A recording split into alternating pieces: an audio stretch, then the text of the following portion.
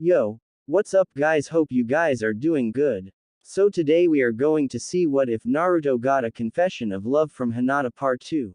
Hope you will enjoy this video, so before we start please like the video and subscribe to our channel and hit bell notification, it motivates me to upload more fanfics for my lovely audience. So let's get started. Hyuga Hiyashi frowned at the reports before him. How had all of this escaped his notice? As the Hyuga clan head, he naturally took great pride in his eyes. The Hyuga eyes were legendary for their ability to see things at great distances and with great clarity, even more so for their ability to see through, not just objects, but people, as well. Their fighting style revolved around that fact. Of less renown was their ability to see and analyze a person's potential. The Byakugan was nothing like the Sharingan, of course. But a highly trained Byakugan master could read the smallest nuances in body language and could predict with great accuracy his opponent's next move. Off the battlefield, the Byakugan had other uses, especially in diplomacy and negotiation. A Byakugan master could almost always spot a lie or an ulterior motive. It could be used to analyze people. Hiyashi had never been wrong about anyone before now. But according to his own recent observations and the reports sitting on his desk, he could only come to one conclusion. He had been wrong about his eldest child. 5 years ago, he had analyzed Hinata's abilities and found them lacking. Even without the Byakugan, her shortcomings were obvious. Physically, she was smaller, weaker, and had less talent than any other Hyuga child her age. Her performance in Juken was abysmal. She did not stand tall with pride, instead she was overly timid, almost jumping at her own shadow. Whoever heard of a meek Hyuga with a stutter? Hinata was not fit to be a Hyuga of the main house, let alone the next clan head. So he sent her to the academy. It would have been a waste of time to continue training her personally. He had been proven right. In her first year at the academy, among the commoners attempting to be ninja, Hinata, even with the benefit of prior training, had not distinguished herself in any way. Even though he had predicted that outcome, he had still been angry, and informed his daughter that unless she ranked at the top of her class, he would not waste any more of his time looking at her academy records. In retrospect, that had been a mistake. If he had paid more attention to her progress at the academy, perhaps he would have noticed the change sooner. Hinata had not shown him any further reports. And he had busied himself with more important affairs, such as running the clan and overseeing Hanabi's training once she turned 3. Unlike her sister, Hanabi showed great promise for one her age. Over the years, he'd received minor reports of Hinata's progress from the Hyuga instructors that had been assigned to her training. None of it was noteworthy. While her academic studies were beyond reproach, her skill at Juken was still below average. For any other clan, it might have been enough, but not for the Hyuga, who produced some of the best close-ranged fighters in Konoha. Each of her Juken instructors had remarked at one time or another that Hinata's work ethic was impressive. She worked hard and never stopped trying until she showed improvement. But hard work was nothing compared to a person's innate strength. Hard work could only take a person so far. For Hinata, who was far, far behind her peers, it could not possibly take her far enough. So he disregarded the few positive comments her instructors had to say about Hinata's progress. Then several months ago, he had received a late-night visit to his office from Hyuga Isamu. Flashback. Hyuga Hiyashi rarely retired early. In a clan the size of the Hyuga, there was much to be done. It was time to review the fiscal reports for household supplies and food expenditures. Then he needed to review the revised patrol schedule for the branch members assigned to protect the Hyuga grounds. A cup of cold, green tea, half full, sat by his elbow. Only the rustle of papers broke the silence in his office as he worked. A knock roused him from his concentration. Enter. Hiyashi-sama, Hyuga Isamu, one of Hinata's Juken instructors, bowed low. I apologize for disturbing you so late. Isamu, Hiyashi acknowledged his apology with a nod. I assume you have news that cannot wait until you submit a written report. Yes. Hiyashi-sama. I thought you might be interested to hear an account of Hinata-sama's spar today with Katsu, of the branch house. Now, why would you think that? Hiyashi narrowed his eyes in irritation. No doubt my daughter lost yet again. I tire of hearing her failures. No, Hiyashi-sama. Hinata-sama won her match against Katsu. Besides a minuscule twitch of an eyebrow, Hiyashi remained impassive. But for someone of Hiyashi's iron control, it was equivalent to open-mouthed gaping on anyone else. Explain, Hiyashi ordered. Flashback. Isamu had described the spar in detail. Hyuga Katsu, while not a prodigy, had modest skill in Juken. Had it been a fluke? As the months passed, it became obvious that it was no stroke of luck. Hinata emerged victorious several more times against various other Hyuga children in her age group, not against Neji, of course. Neji remained undefeated among his peers. Her rate of success was steadily increasing. In the last month alone, she had won 3 out of 5 spars. She was no longer the weakest Hyuga. Within weeks, the entire clan, including the elders on the clan council, had noticed the change. Although Hinata had shown astonishing, and absolutely amazing, improvement in Juken, it was not enough to cement her position as the heiress. Behind closed doors, Hiyashi knew that the elders were hotly debating the next clan leader. Should they choose Hinata or Hanabi? Hinata was the elder daughter and by all rights the position should have been hers without question. Now that she was proving herself to be at least proficient in Juken, the more traditional elders of the council were content to have her remain the heiress. However, others were still skeptical of her ability. It would take time for them to change their perception of Hinata. While younger, Hanabi was very talented, and would also make a fitting heiress. The council was too evenly divided. Thus, the elders decided to settle the issue with a trial by combat. Flashback. It was Saturday. It was time for training in Juken. Hinata sighed in resignation. She much preferred to learn Juken from Gai-sensei. Hinata arrived at the clan dojo, expecting only Isamu and perhaps another Hyuga as her sparring partner. Instead, she found all 12 elders of the clan council, her father, and Hanabi waiting for her. She ruthlessly squashed her rising anxiety. What were they doing here? Father. Honorable elders, Hinata bowed respectfully. Hanabi-chan. We have heard of your new aptitude in Juken, and wish to see this for ourselves. You will fight Hanabi today, announced Hyuga Hideki, one of the elders. What was going on? Why did they want her to spar with Hanabi? It was no use trying to read the impassive faces of the elders or her father, they were too skilled and would not give anything away. On the other hand, Hanabi was only 6, Hinata glanced at her sister. While Hanabi tried to maintain a stoic expression, she was not entirely successful. Hanabi-chan is afraid, Hinata realized suddenly. Why would she be afraid of a simple spar between sisters? Unless. This is not a simple demonstration of my skill. You wish use this fight to determine which of us will become the successor, and which of us you will place in the branch house. You are correct, Hideki nodded once. If he was surprised at how quickly she caught on, he did not show it. Hinata almost panicked. What should she do? She was certain that she could defeat Hanabi if she went all out. Hanabi was undeniably talented, but Hinata had 5 extra years of physical growth and Juken training behind her. Unless she deliberately threw the fight, there was no way Hanabi could win. And if she cannot win, Hanabi-chan will be sent to the branch house, with the caged bird seal. The thought horrified Hinata. She had promised her sister that she would do everything in her power to protect her from that fate, although she had expected a few more years to work out a plan. What was she going to do now? She had promised. Naruto. Naruto would never go back on a promise, no matter what.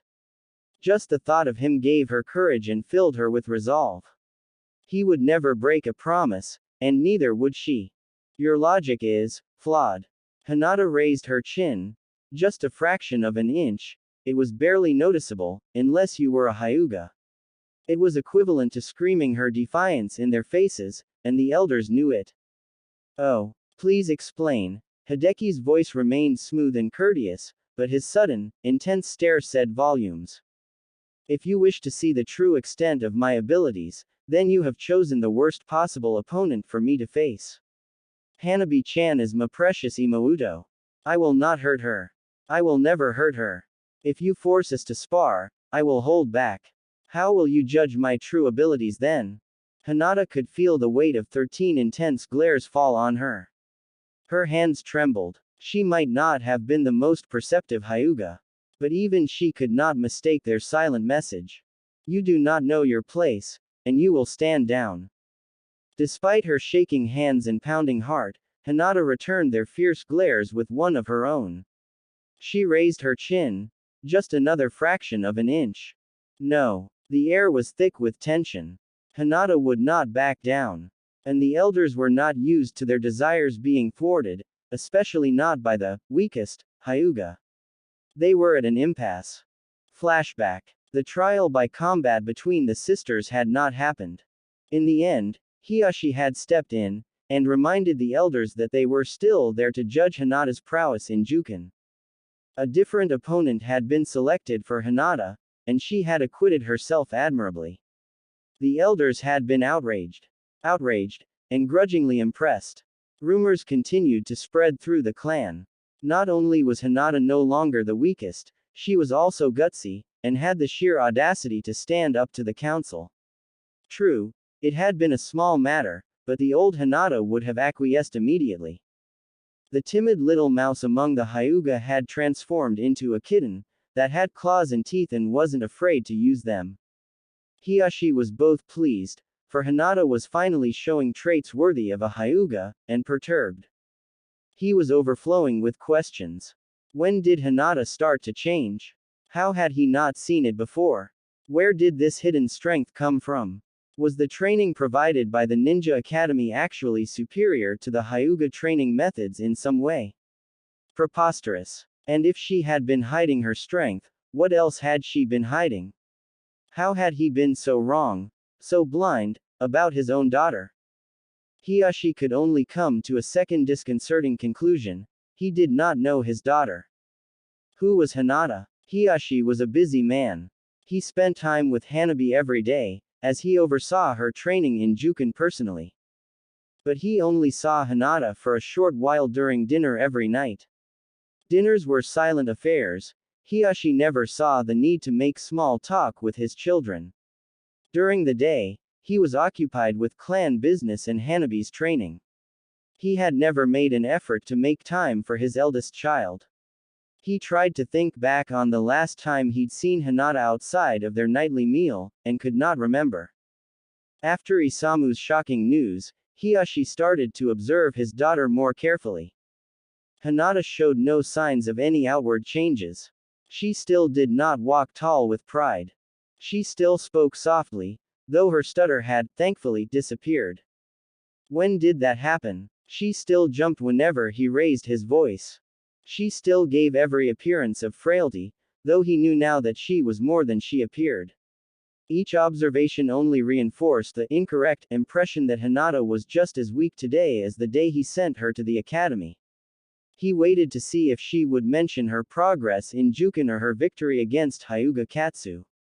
She did not. Were it not for Hyuga Isamu, Hiyashi would have remained ignorant of her improvement.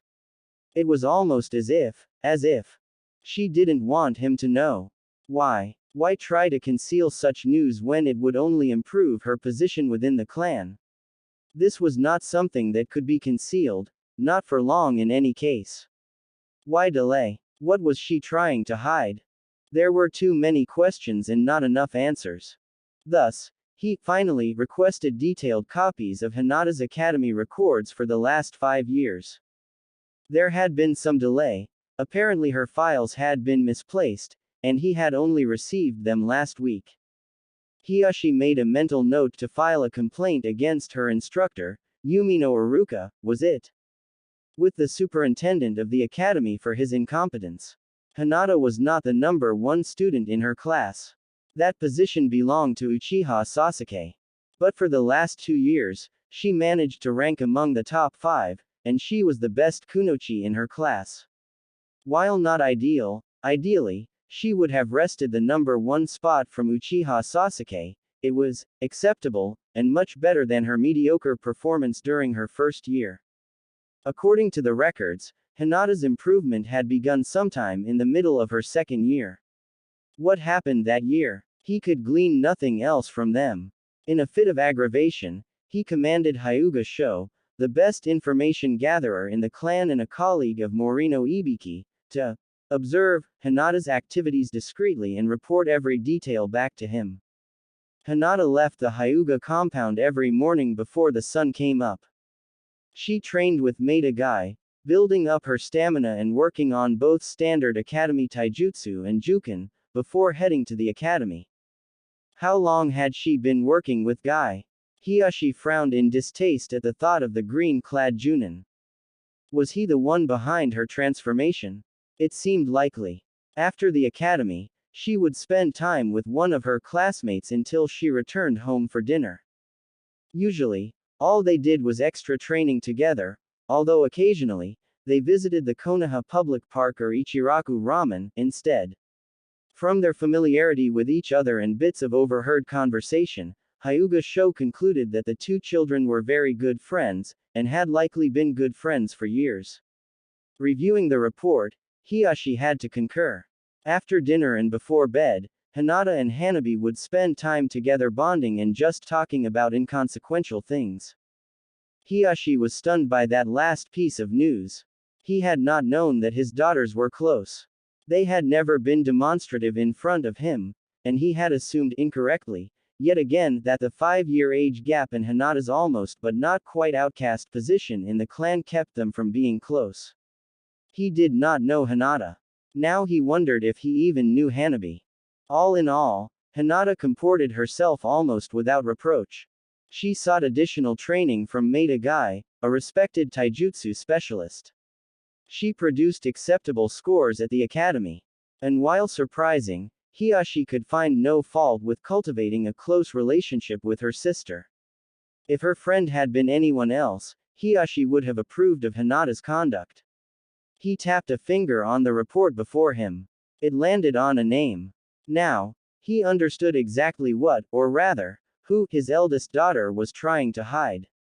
Uzumaki Naruto. The Jinchuriki, the demon container, of the Kyuubi no Yuko.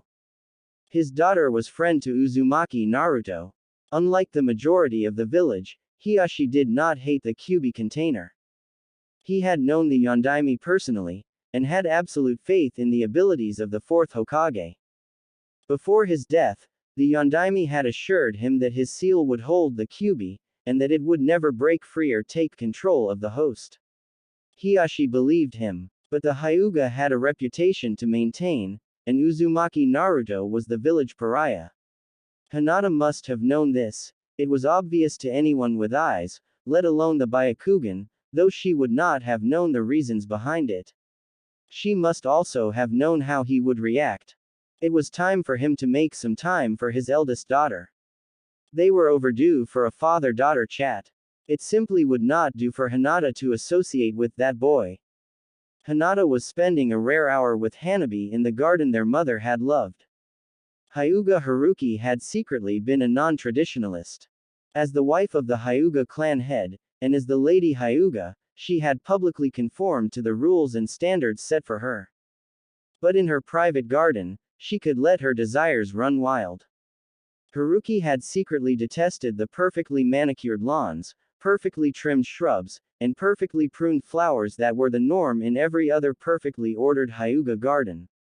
It seemed that even the plants on the estate were forced to conform to perfect Hyuga standards. However, in her own private garden, she had allowed nature to take its course. The plants and flowers were free to grow as they would. There were over 100 different varieties of wildflowers that blended together in a rainbow of colors. None of which were forced to grow in specific flowerbeds or patterns. The only order in the wild garden was a gravel path that meandered lazily throughout, granting visitors a way to enjoy the natural view from different angles. A moss-covered fountain in the center provided the soothing sound of running water. A single stone bench beside the fountain offered a spot for rest and contemplation. This had been her escape, however temporary, from the rigid structure of her life. For both Hinata and Hanabi, their mother's garden served the same purpose. Away from prying eyes, they could simply be sisters, and Hanabi could simply be a child, not the fearless Hyuga warrior the clan was trying to mold. Hinata sat on the stone bench and watched the little girl run about the garden gathering flowers to make flower crowns and necklaces for each other. Hinata smiled. She never took her relationship with her sister for granted. It was too precious, and 2 years ago, it had almost been destroyed. Flashback. Hinata was dead tired. It had been one of those days where life seemed to hate her more than usual. The day had been one disaster after another. First, she had overslept and arrived almost an hour late to morning training with Guy-sensei and the boys. As a result, she missed her chance to spar with Naruto because Guy-sensei had her run extra laps in order to rekindle the flames of youth. When she arrived in class, she discovered to her consternation that not only had she forgotten her homework assignment, she had also forgotten to bring her lunch. Luckily, Iruka-sensei had been understanding and would allow her to turn her assignment in the next day. And Naruto was more than happy to offer her one of his cups of instant ramen. He always seemed to carry a few extra with him. After lunch, she'd accidentally run into Neji in the hallway. He had been so angry that she half expected him to hurt her then and there, though he'd probably try to take it out on her the next time they sparred. She shuddered just thinking about it. To make matters worse, Naruto had earned detention after class with Iruka-sensei for pulling a prank on Kenta and Jiro. They had been making fun of Naruto's inability to perform henge, the transformation jutsu. Hinata was disappointed because she had wanted to hang out with Naruto after class. He could always cheer her up with just a few words, and she really could have used a full dose of Naruto today. Thus, Hinata returned to the Hyuga estate early, hoping to spend some time with Hanabi. But Hanabi's politics instructor, Hyuga Shin, had coolly informed her that Hanabi was still training, as a daughter of the main house should, and did not need any distractions, especially not from her elder sister. Hinata knew that she had just been insulted. By his tone of voice, Hyuga Shin had clearly implied that Hinata did not work hard and should not be allowed to see Hanabi, lest her weakness and incompetence was contagious. The implication stung. Hinata was being pressured to abandon Hanabi. It was not the first time, nor would it be the last. At one time, Hinata might have believed that Hanabi would be better off without her weaker, older sister holding her back. But that had been before Naruto. Naruto's unconditional encouragement and support, even when she felt she didn't deserve it, made Hinata happy. It never made her weaker. Hinata loved Hanabi. Hinata wanted Hanabi to be happy. So Hinata silently promised herself that she would be there for Hanabi, the way Naruto was there for her. Hanabi would always know that her Onisan cared for her, and supported her. Whether or not Hanabi succeeded or failed, Hinata would still love her, and still believe in her. The Hyuga elders could pressure her as much as they wanted. Hinata stubbornly refused to abandon her sister. But when subtle pressure failed to get the result they wanted, the elders tried a different tact. Hinata saw Hanabi every night before bed without fail. The sisters were usually kept so busy that sometimes the few minutes before bed were the only time they had together. Hanabi received private instruction and hours of Juken training each day, while Hinata had her own training and classes at the academy to attend. Even if all they could do was exchange a hug or a few words, for Hinata, it was the best way to end the day. Hinata was dead tired after one of those days. She just wanted to see her sister, then crawl into bed and pray for the next day to be better. Her day certainly couldn't get any worse. It seemed as if fate was laughing at her because as soon as that thought crossed her mind, it got worse, much worse. I hate you. Hinata jerked back as if she had been physically slapped. Hanabi-chan. Hinata gasped. She stood in the doorway of Hanabi's bedroom in shock. Her sister's normally immaculate room was in shambles. The sheets had been torn off the bed. Every book and scroll she owned had been knocked off the shelves. The painting of a lotus blossom that hung over Hanabi's bed was askew. The collection of small ceramic cats that Hanabi had started collecting was shattered in sharp, jagged pieces in a pile by the wall. Most telling of all, the photograph of Hinata and Hanabi, taken on Hanabi's last birthday, that usually graced her desk was torn to shreds, and the glass frame cracked. It was as if a hurricane had come through her room, leaving nothing intact, or Hanabi had thrown a massive tantrum and destroyed her room in a fit of rage. Hanabi's face was streaked with tears. Hanabi-chan. What's wrong? What happened? Hinata rushed forward in an attempt to comfort her distraught sister, only to receive a punch in the gut. There had been no chakra in the attack, but it still hurt enough to make Hinata gasp for breath. What was going on? I hate you. Hanabi was still crying. You liar. Hanabi-chan, I have never ever lied to you. Why would you say such a thing? Don't call me that. You liar. You don't love me at all. Hanabi tried to hit her again. But this time, Hinata caught her fist and pulled the smaller girl into her embrace. She ignored Hanabi's struggle to get free. That's not true, Hanabi-chan. You are my precious Imouto. I love you more than my life. I swear it. Hinata gently stroked Hanabi's hair and rubbed her back. Really? Hanabi sniffled. She started to relax under her sister's calming touch. It was hard to disbelieve her Onisan, especially when Hinata was so concerned and caring, even after Hanabi hit her. And she sounded so sincere. Really? Hinata said firmly. She looked her sister in the eyes. Hanabi-chan is very precious to me. Oh, Hanabi said in a small voice that trembled. But, Shin-sensei, he said that Onisan can't wait to be named clan head. That Onisan can't wait to put the cage bird seal on Hanabi-chan.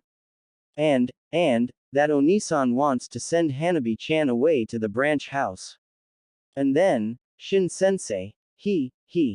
Hinata frowned. She could feel Hanabi shaking in her arms, nearly overflowing with fear. She placed a comforting kiss on Hanabi's unmarked forehead. What did he do, Hanabi-chan? He hurt Miu from the branch house because she didn't bring him his favorite chocolate candy from Snow Country when she brought us our tea. She screamed and screamed. And then, Shin-sensei said that when Onisan becomes clan head, Onisan will make Hanabi-chan scream and scream if Hanabi-chan makes Onisan mad. Of course, Hanabi had always known of the cage bird seal. She was a Hyuga of the main house and the second-born child of the clan head. She had known of the caged bird seal almost before she could walk and talk.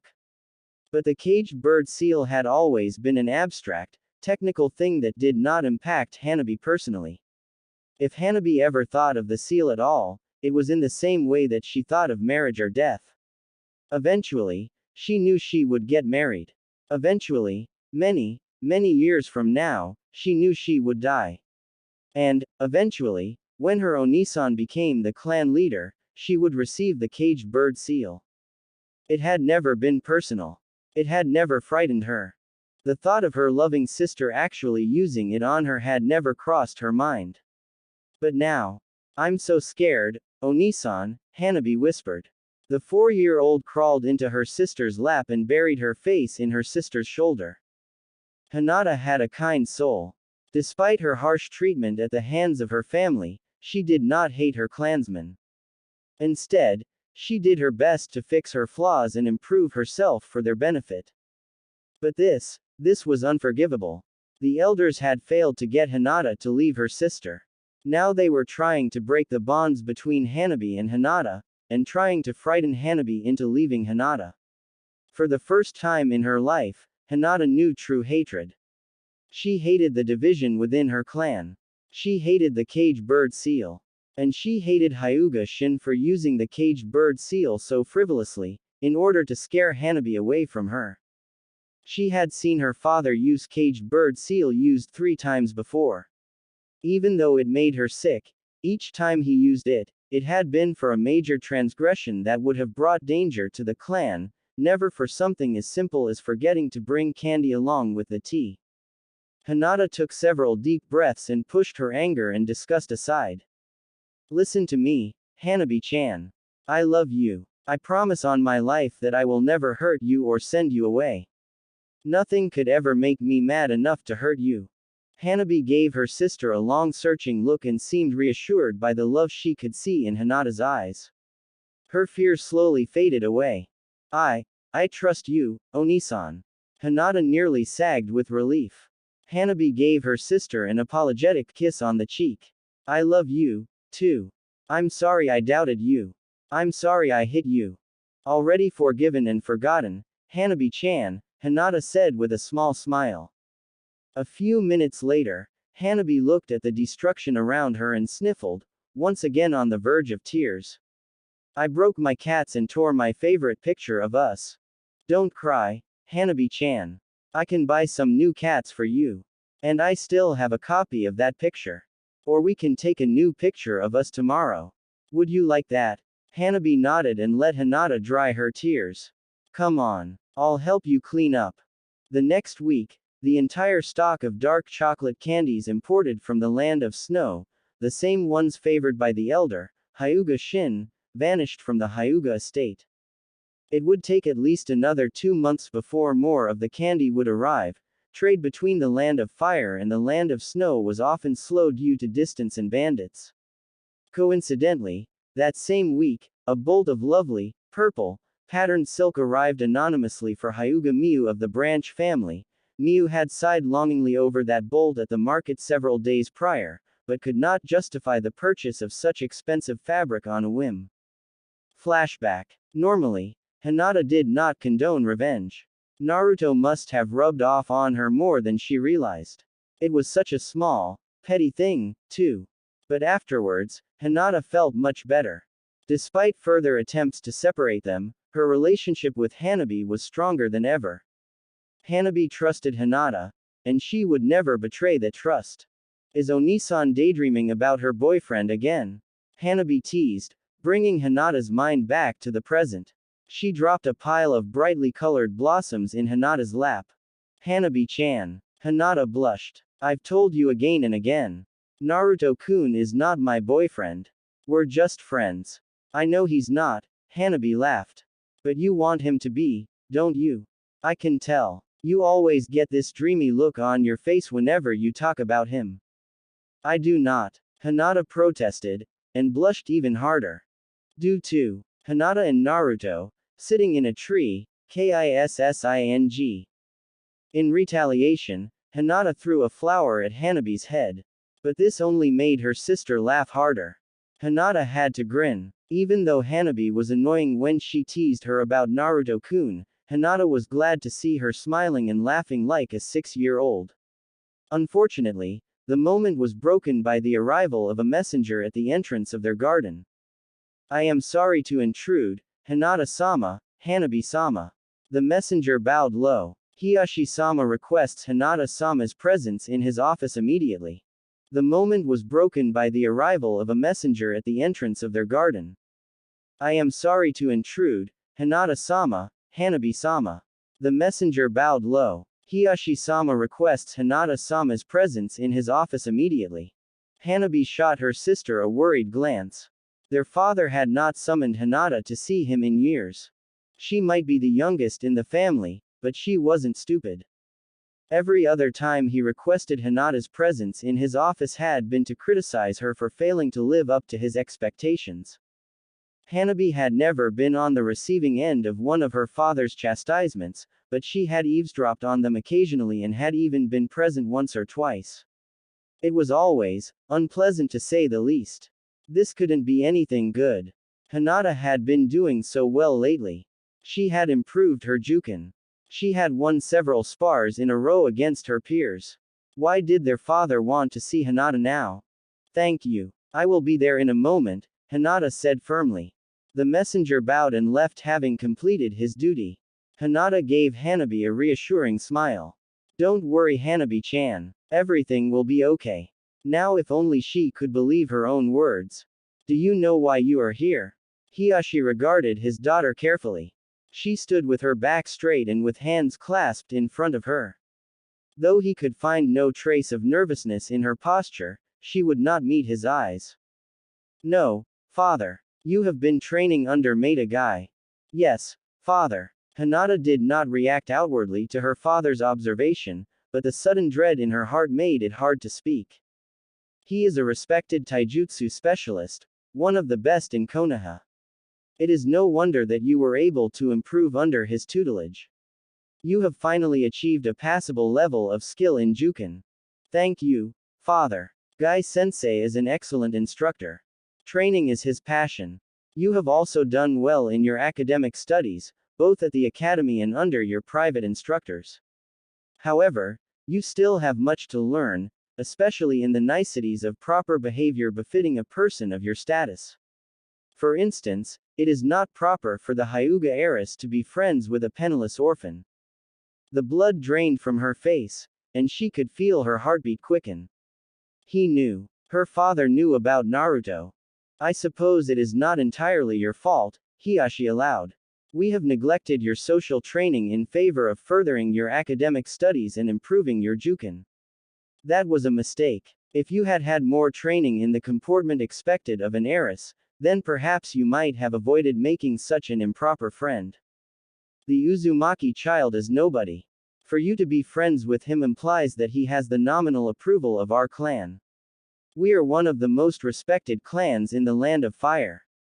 We have a reputation to uphold, a reputation that does not include associating with the riffraff. Your behavior reflects poorly upon the clan. From now on, you will no longer associate with the Uzumaki child. Despite her recent displays of strength, Hiashi expected immediate compliance to his orders, not defiance. He almost blinked in shock when he heard the softly spoken word. No. Hiashi raised an eyebrow. Hinata was clearly afraid. Her stutter was back and her face was as white as a sheet. But she didn't back down. Interesting. When backed into a corner, the kitten revealed its hidden claws again. He wondered how far she would go to protect her friendship with the boy. Oh, perhaps I did not make myself clear enough. I will explain in simpler terms. It is unwise of you to befriend an orphan with no future prospects. I forbid you from seeing Uzumaki Naruto outside of your normal classes at the academy. No. Hinata had a moment of panic. Her greatest fear was coming to pass. She couldn't let her father take Naruto-kun from her. What was she going to do? She had been expecting something like this for years. She was only surprised it had not come sooner. 4 years ago, something like this would have crushed her. But 4 years as Naruto's best friend had rubbed off on her, just a little bit. It was enough. She was prepared to defend the most precious thing she had, her friendship with Naruto, no matter what it took. Hinata was deathly afraid of her father. But she was more afraid of losing Naruto. No, I will not. Naruto-kun has future prospects. He has more potential than anyone else I know. It is unwise of the Hyuga not to make ties with the future Hokage of this village. She said fiercely. Unless you intend to lock me in my room and keep me there by force, I will be friends with Uzumaki Naruto. In that moment with her eyes blazing, Hiashi was jolted by just how strong his frail daughter appeared. Once Hinata started she couldn't seem to stop, and words spilled from her heart to her mouth, completely bypassing her head. Naruto-kun is a strong ninja. Because of him I can become a strong ninja, too. It was his idea for us to train with Guy-sensei in the first place.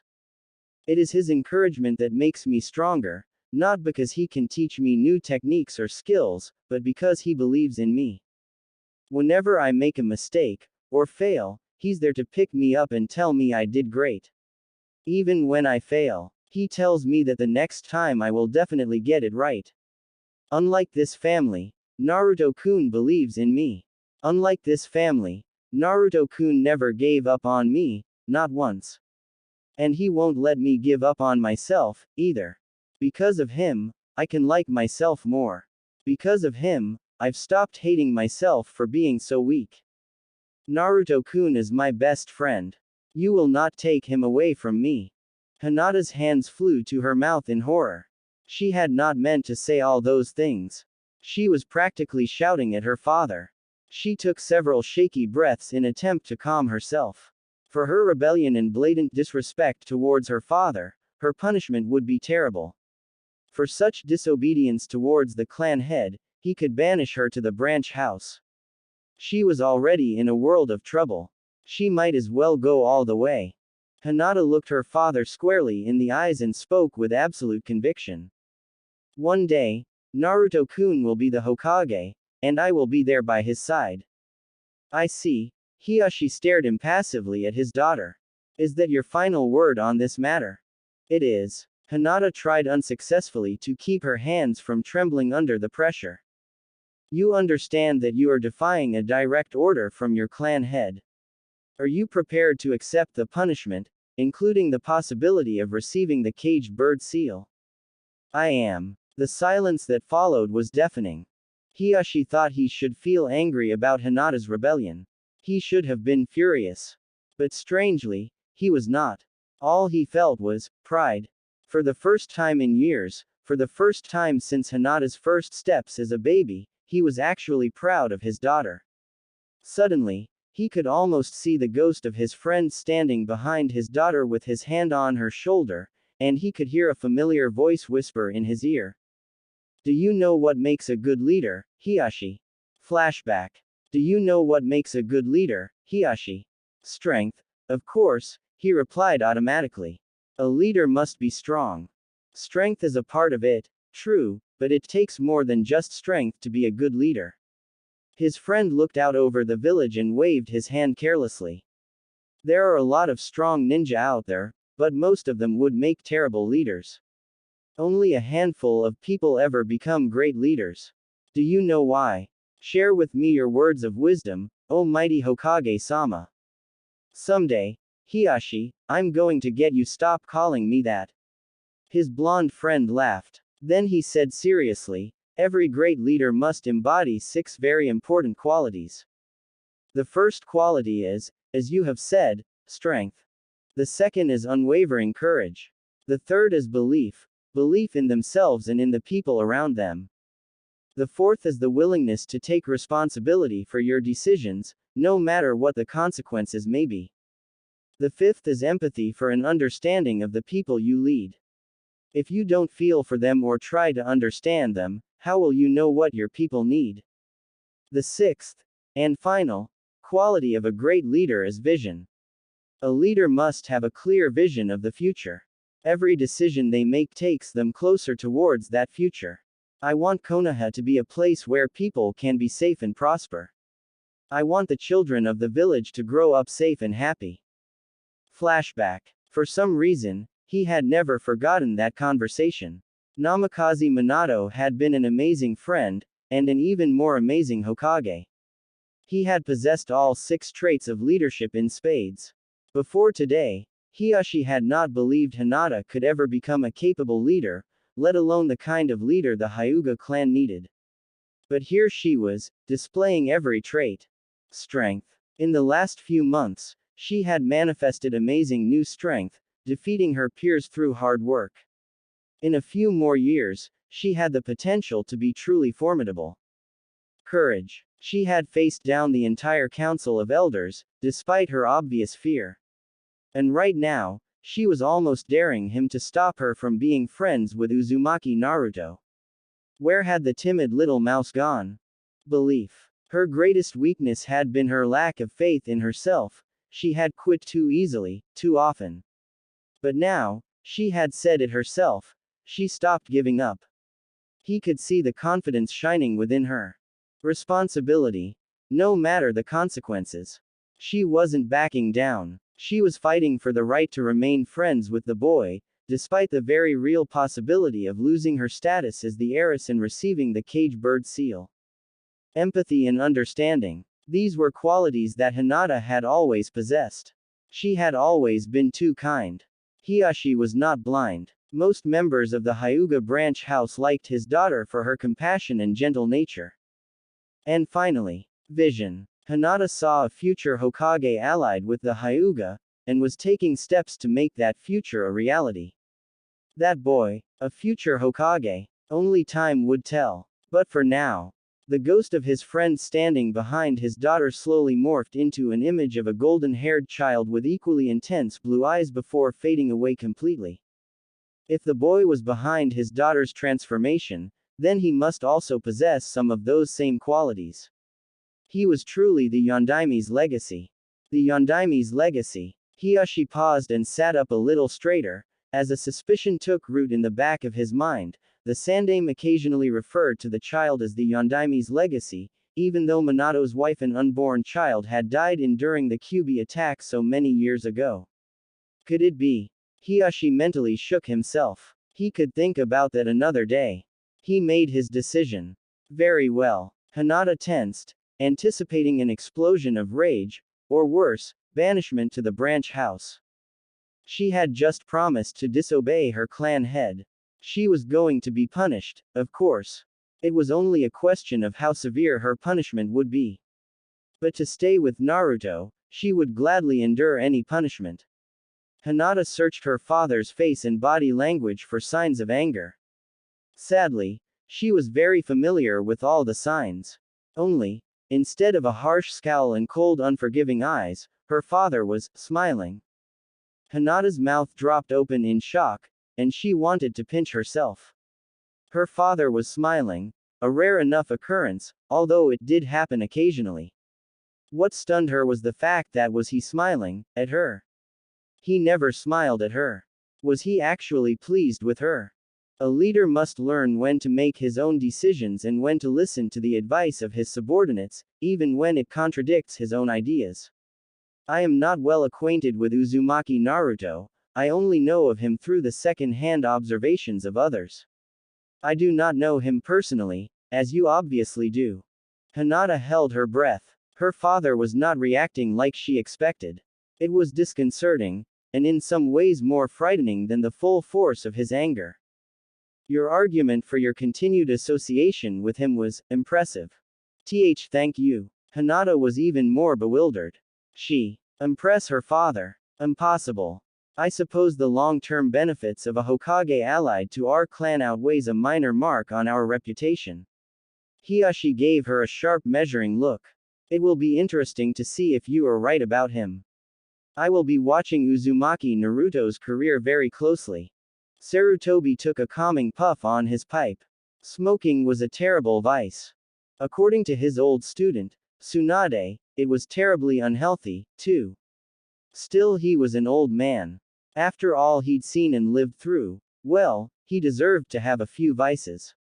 He carefully considered the Jonin's request. It was a bit unusual, to request a single apprentice rather than a team of 3 genin, but it was not unheard of. Sometimes Jonin preferred taking a single student over splitting their attention between 3 students, though it was not a common practice. Are you sure this is what you want? It is, Hokage-sama. A pity. I think you would have made a fine instructor for a team of genin. Are you certain you don't want to take on a full team, and give your apprentice 2 teammates? Lee could learn a lot from working with his peers, and eventually, in order to pass the Chunin exams, he will need a team. I have already spoken to Lee. He agrees with me, Hokage-sama. This is what we both want. I do not make this request lightly. The Jonin met his gaze steadily. The Hokage sighed. There was no reason not to grant the Jonin's request, other than more paperwork. He carefully stamped the document with his seal, then blew on it lightly to dry the ink. Very well. Your request has been approved. Thank you, Hokage-sama. Naruto gasped for breath as he finished the newest kata in his repertoire. Gai-sensei had taught it to him and Lee last week. Lee had already mastered it and was off running laps again. Naruto would have finished earlier and joined him, except that he had just increased his weights a few days ago. Each and every kata he knew suddenly became doubly difficult to execute. He used a towel to wipe away the sweat on his face and sighed a little in frustration. The difficulty would only last until he got used to the additional weight. The muscles in his arms and legs burned from overexertion. He couldn't wait until his limbs felt normal again. He grabbed a bottle of water from his pack and took a long refreshing drink. Movement at the edge of the training ground caught his eye, and he almost choked on his water. It was Hinata. Naruto grinned at the pleasant surprise. Hinata rarely left the Hyuga estate on the weekends. Her family kept her too busy with all their private instruction. But he was always happy to see his best friend. He jogged over to greet her. Hinata-chan, what are you doing here? I thought you'd be too busy to train with me today. Naruto-kun. Hinata jolted in surprise. Lost in her thoughts, she didn't remember leaving the Hyuga estate or automatically walking towards their training ground. She didn't even see Naruto until he announced his presence. Hinata-chan. Naruto frowned. His friend looked pale and dazed, like she had just woken from a dream. His eyes widened in alarm. You're shaking. Hinata looked down slowly. Sure enough, her hands were shaking. She had been nervous, worried, terrified, panicked, determined, angry, shocked, and relieved, all within the space of an hour. But a Hyuga was always dignified and self-contained. Excessive displays of emotion were frowned upon. So she had internalized and suppressed as many of those feelings as she could. It was too much. It needed an outlet. She looked at Naruto, who was worriedly checking her over for injuries. His obvious concern for her well-being touched her. Hinata sniffled. It made her so happy. That last emotion combined with all the others finally broke her self-control. Hinata started laughing and crying at the same time. Hinata-chan. What's wrong? Naruto was worried before, but now he was absolutely frantic. He couldn't find anything physically wrong with her. She had simply grabbed onto him as if he were a lifeline.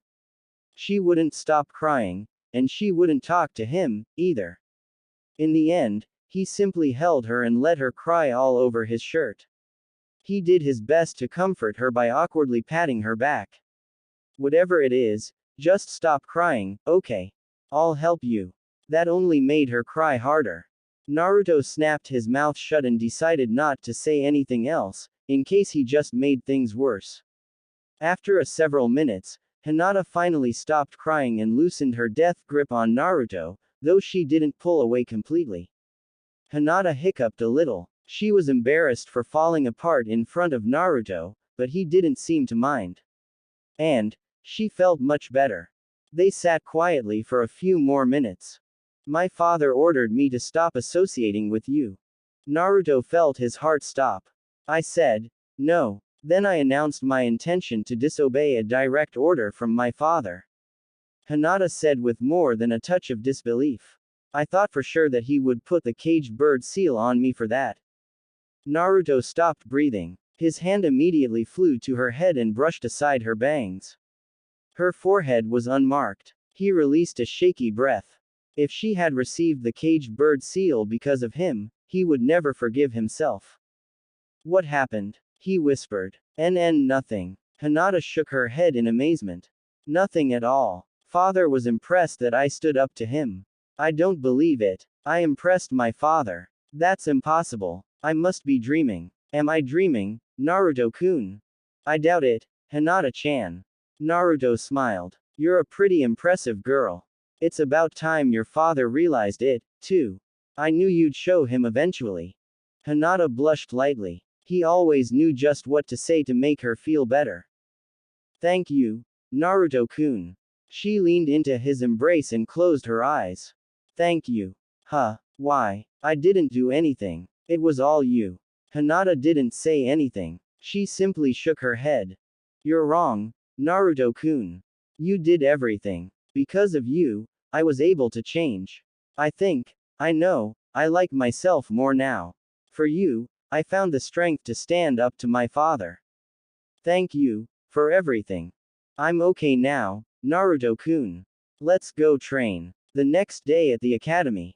Naruto approached Hinata's desk during the short break between outdoor weapons practice at the target range and more history lessons, mostly about famous shinobi battles, in the classroom. He had been watching her closely all day, looking for any sign of distress or discomfort.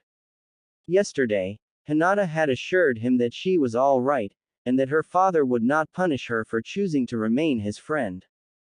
But he had his doubts. What if her father changed his mind? Naruto was selfishly glad that Hinata was still his friend. But he didn't want to risk her well-being. The first thing he checked that morning had been her forehead. It was still unmarked. Thank goodness. Still, her clan might find other ways to punish her for associating with the demon brat. To his great relief, Hinata appeared fine, if a little bit distracted. What is it, Naruto-kun? Hinata blushed when he put his hand on her clean forehead. Only time would ease his fears. Nothing. I'm just making sure you're okay. Naruto said seriously. I want you to promise me something, Hinata-chan. I know that if you make a promise, you'll keep it, because we never go back on our words. What is it? Promise me that you'll always tell me if you're not okay. I want to be there to help you when you're sad or unwell. Only if you promise me the same, Naruto-kun. It's a deal then. Naruto grinned. He leaned in and peered closely at her face, making Hinata feel a bit lightheaded. He's too close. Are you sure you're okay? Yes, she squeaked. Just checking. Naruto smiled. He straightened up and returned to his desk. At least, that had been the plan. Except, plans don't always work out. Jiro, who sat in the row in front of Hinata, suddenly remembered that he'd left his weapons bag at the target range. He glanced at the clock. If he hurried, he could run out and retrieve it before Iruka-sensei returned and took attendance. He jumped to his feet, completely unaware that Naruto was standing directly behind him, and slammed into Naruto's back. With that sudden jolt, Naruto pitched forward and fell right into Hinata. Luckily, his reflexes caught his forward momentum enough that he was able to keep most of his weight from landing and injuring Hinata. But, his face collided with hers. And, their lips were touching. Wide blue eyes gazed into equally wide lavender eyes. For a split second, they were too shocked to move. And then, Naruto jerked back as if he had been burned. Oh, my god. I'm so sorry, Hinata-chan. Are you okay? Hinata's entire body was tingling. His lips were so warm and soft. She and Naruto-kun. We just kissed. Hinata fainted. Naruto frowned as he counted all the coins and loose bills spread out on his bed. Was this all the money he had? He counted again, but the total amount remained the same. It wasn't enough. He ran a hand through his hair in frustration. He had been saving for almost half a year and cutting corners everywhere. He turned off the air conditioner during the summer despite the sweltering heat to save on the electric bill. He continued using his old nicked and scratched practice weapons when should have replaced them months ago. He even limited himself to one visit to Ichiraku's every 2 weeks instead of eating there once every few days. Ichiraku had fair prices, so eating there wasn't expensive, but nothing was cheaper than instant cup ramen. He grimaced. Cup ramen was a poor substitute for Ichiraku's ramen. And Tuki and Ayame had been giving him worried looks the last couple of times he'd stopped by. It couldn't be helped. He couldn't get a job, so he needed to save as much of his stipend as possible. He never had much money to begin with. Being overcharged for everyday items didn't help.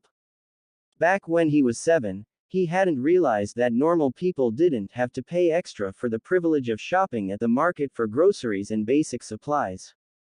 He was 12 now, a little older and a little more observant. He noticed the small details that he'd missed when he was 7, like how Iruka-sensei insisted on helping him buy all his school supplies every year, or how despite all the times Ichiraku Ojisan's supplier made mistakes, and sent boxes of candies or small treats instead of flour or spices, Ichiraku Ojisan never seemed to mind. Naruto had never mentioned it to Iruka-sensei or Ichiraku Ojisan, because they never made a big deal out of it, but he was grateful to them. It warmed his heart to know that they cared about him enough to go out of their way to help him in little ways without ever expecting anything in return. But the fact that they needed to help him at all was another painful reminder that he was different. It was just one more thing that set him apart from everyone else in the village. Why, even after all these years, he still didn't understand why everyone in the village hated him so much. The Sandaime Hokage would never tell him the reason, no matter how often he asked. So he learned to stop asking a long time ago. When he was young, he sometimes tried to tell himself that the glares and the hateful whispers directed at him were a product of his overactive imagination. Perhaps he simply suffered from paranoia, except, Hinata could see them, too. That led to the first hurdle in their burgeoning friendship. 3 years ago, it was late afternoon. After a typical day at the academy, Naruto and Hinata were headed towards the training grounds to practice their taijutsu, which meant that Naruto was walking with Hinata in public. He deliberately steered them away from the busiest streets in order to minimize his exposure to the villagers and their passive hostility. From the corner of his eye, he could see a young mother drag her child across the street when she noticed him approaching. Yeah, typical. His shoulders sagged. He was used to being treated like a leper. Naruto glanced at the girl walking beside him and felt some of his cheer return. Hinata acknowledged him and believed in him. He was important to her. The thought comforted him and made him feel as if he'd just won a lifetime supply of free ramen. As long as he had Hinata, he wasn't alone, his existence meant something. She didn't know it, but she was the reason he could ignore the ice-cold glares of the villagers so easily.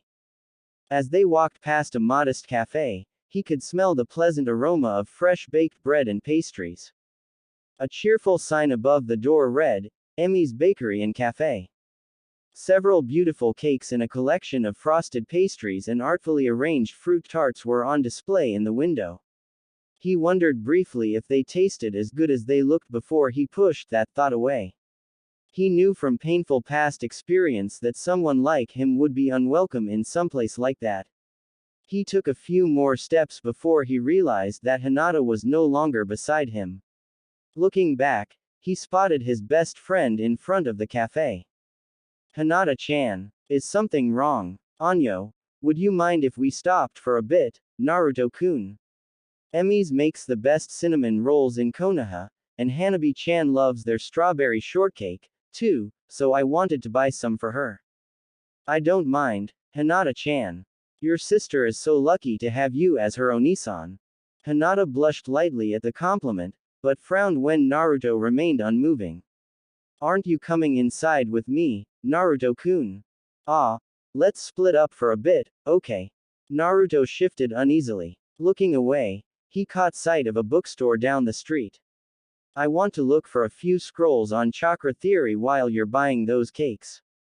See you in a few minutes, Hinata-chan. Before Hinata could object, he was already gone. A few minutes later, Hinata stepped out of Emmy's Bakery and Cafe with a small box of strawberry shortcake. She took a deep breath and deactivated her Byakugan. What she had seen had only confirmed her suspicions. Over the last 2 years, she noticed several odd facts concerning her best friend. Fact 1. Almost every adult except for the Hokage, Iruka-sensei, and Ichiraku-san, and nearly every child in the village hated Naruto. Hinata didn't need to hear the whispered words or dark mutters directed at her friend. She was Hyuga, trained to read facial expressions and body language. She wasn't as skilled at interpreting non-verbal cues as her cousin Neji, but even she couldn't miss the disgust and loathing that Naruto faced on a daily basis. Fact 2. Naruto never entered any stores or shops with her. He always made up some excuse to wait outside for her. The first few times that happened, she bought his excuses. Now she knew better. He was doing it on purpose. Naruto never patronized any stores or shops with her because most shopkeepers refused to serve him and threatened to hurt him if he didn't leave. Hinata bristled indignantly. With her Byakugan, she had seen Naruto enter the bookstore across the street from the bakery, only to get verbally abused by the bookkeeper the moment he set foot in the shop. The bookkeeper had even thrown a heavy tome at Naruto's head. Only Naruto's quick reflexes saved him from a debilitating concussion. She wondered absently how the staff of Emmy's Bakery and Cafe might have reacted if Naruto had joined her. Whatever else she was a Hyuga. It was akin to financial suicide to offend a Hyuga customer. Would her presence have forced them to serve Naruto? Fact 3. Naruto was the kindest, most caring individual she knew. He was her strength, her inspiration. He was also a bit dense and had a gift for annoying people by being brutally honest. Naruto had no tact whatsoever. And sometimes he made mistakes. He was only human. Facts 1 and 2 were inconsistent with fact 3. She knew her best friend better than she knew herself, and she knew that Naruto had done nothing to deserve that kind of treatment. She didn't know why he was treated like a missing nin who committed some unforgivable sin against the village. She only knew that whatever the reason was, it was not Naruto's fault. It just wasn't possible. Naruto was too kind. Naruto obviously knew he was persona non grata. The only question was, did he know why? Would he be offended if she asked him? She had been curious about it for over a whole year. By now, her curiosity was unbearable. It was like an itch in the back of her mind that couldn't be scratched. She could ask him. Right. They had been best friends for over 2 years. In that time, she had trusted Naruto with personal secrets and truths about the clan that were not normally shared with outsiders. Naruto had kept her secrets. She needed Naruto to trust her back. She wanted to prove to him that she could keep his secrets, too. If she asked, Naruto wouldn't mind. Right. They were best friends, so she could ask him personal questions. Right. And he had to know that he could trust her. Right. Hinata-chan. Hinata-chan. She blinked in surprise at the hand waving in front of her face, and blushed. What were you thinking so hard about? I've been trying to get your attention for a while. Naruto grinned at her. Did you get the cakes you wanted? I'm sure Hanabi will love them. Come on. We should get going, it's getting late. And I want to practice the kata that Guy-sensei showed us this morning. I can't let Lee beat me. Naruto tilted his head in confusion and let his words trail off. Hinata was acting strangely. He frowned. Hey, are you okay, Hinata-chan? Hinata nervously pressed her fingers together. She could do this. Right. Anyo. Naruto-kun. Why do the people hate you so much? Naruto flinched and took an involuntary step back. Suddenly, he felt like he was suffocating. His heart was pounding too fast. His breaths were coming too quickly. He tried to swallow and couldn't. Hinata was still watching him and waiting for an answer. Don't look at me. Naruto-kun. Don't look at me.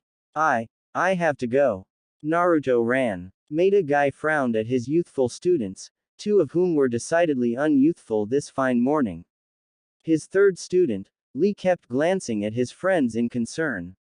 Guy was absolutely delighted to see his favorite student display such youthful care and affection for his friends. Yash. Naruto had been unnaturally subdued, only perking up when he sparred with Lee, and his performance had been lackluster. Usually, he and Lee did their best to outperform each other. But lately, he did not seem to have the energy. In fact, he was barely keeping up with Lee. His normal vivacity was nowhere to be found.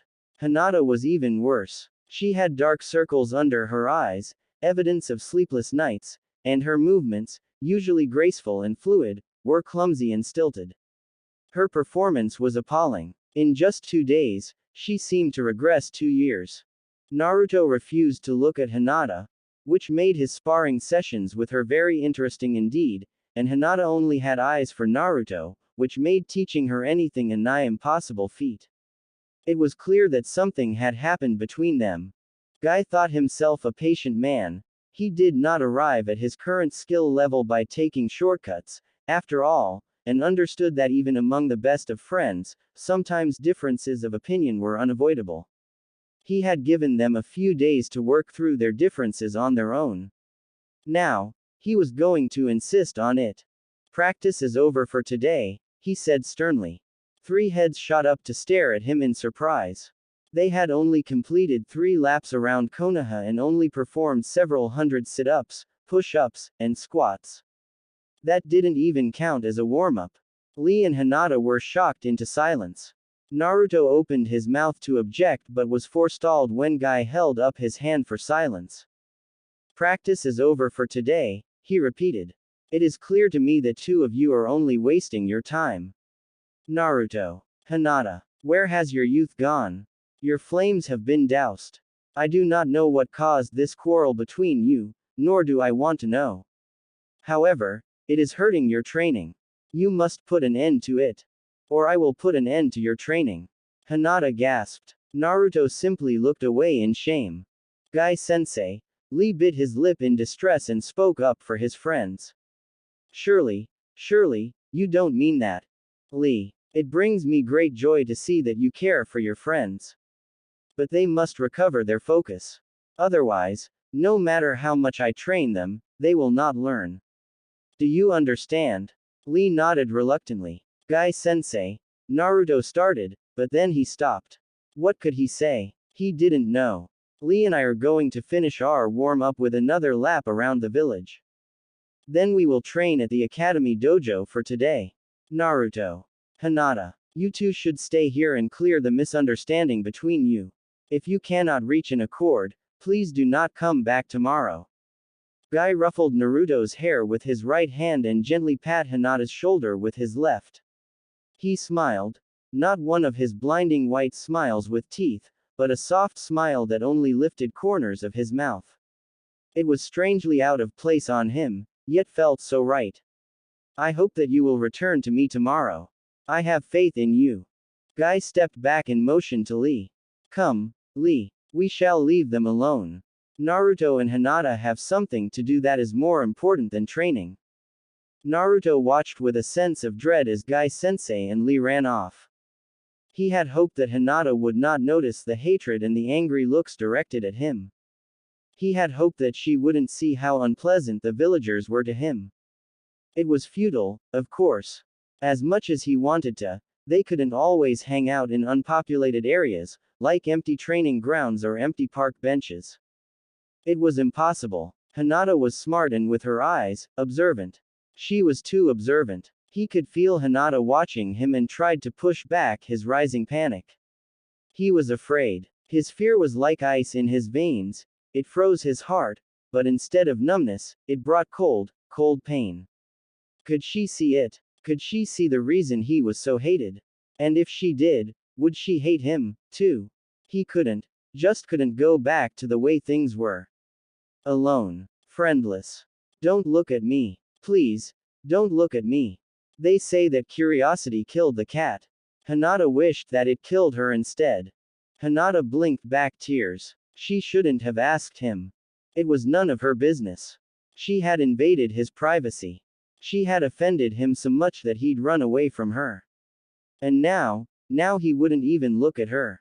She had tried to talk to him after classes, so that she could apologize, but apparently, he didn't want to talk to her because he'd run away from her then, too.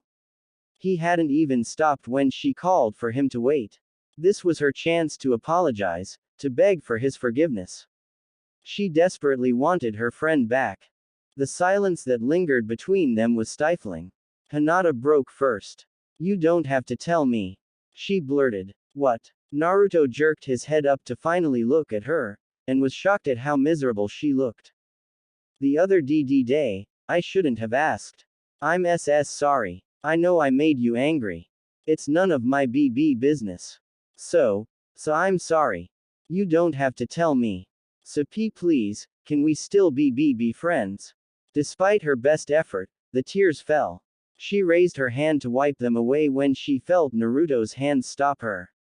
She froze when she felt his hands on her face gently wiping her tears for her. Naruto stared stupidly at her tears. Is she crying because of me? The dampness underneath his fingertips confirmed what his eyes were telling him. Idiot. He had been so worried that she might hate him, that she might not want to his friend anymore, that it never even occurred to him that she might worry about the same thing. And now, he'd made her cry. Stupid. He mentally kicked himself. Hinata deserved his honesty. You don't have to be sorry, Naruto said softly. You asked why everyone hates me. I want to tell you. I would love to tell you why everyone hates me, why I've been told on more than one occasion to drop dead. If I died today, I'd bet my life that they'd all be celebrating and dancing in the streets tomorrow. He resolutely ignored her horrified expression. I want to tell you why, because that would mean that I know the reason why. But I don't. I can't answer your question. Hinata looked searchingly at his face. Naruto's expression was pained, but he was telling the truth. She could tell. Stop it. Stop what? She asked, confused. Naruto let his hands fall and turned his back to her. He tensed. He could still feel her eyes on him. Stop looking at me. Hinata almost jumped at his rough command. I hate looking in the mirror. Every time I look in the mirror I try to find it. The thing that makes me so repulsive to look at. The thing that makes everyone turn away from me. The thing that makes everyone treat me like I'm a monster. I've spent hours in front of the mirror trying to find it. Maybe I'm just stupid and ignorant like they say because I've never been able to find it. But you're smart, Hinata-chan, much smarter than I am. I know that if you look at me long enough, you'll find it. You'll see what they see. And you'll hate me, too. So please, don't look at me. I don't want you to hate me. The pain and self-loathing in his voice hurt her heart, and cancelled out the joy that she felt upon discovering that Naruto didn't hate her, after all. In fact, Naruto thought that she might hate him. That's impossible, she said firmly. She eyed him carefully. He looked ready to run again, but I won't let you. Just to be safe, Hinata took one of his hands in both of hers and held it tightly. There is nothing you could ever do that would make me hate you. You don't know that. Naruto still wouldn't look at her. Instead, his eyes were fixed on their joined hands, as if he couldn't believe she was still there. Have you ever deliberately hurt anyone? No. Do you plan to turn traitor and leave the village? No. Have you ever betrayed me or exposed my secrets? No. Are you only pretending to be my friend so that you can steal the secrets of the Byakugan? No. Naruto was horrified that she might even think such a thing. I would never. Then why would I ever hate you? I don't know, Naruto admitted. He still sounded hesitant and uncertain, but at least, he was looking at her now.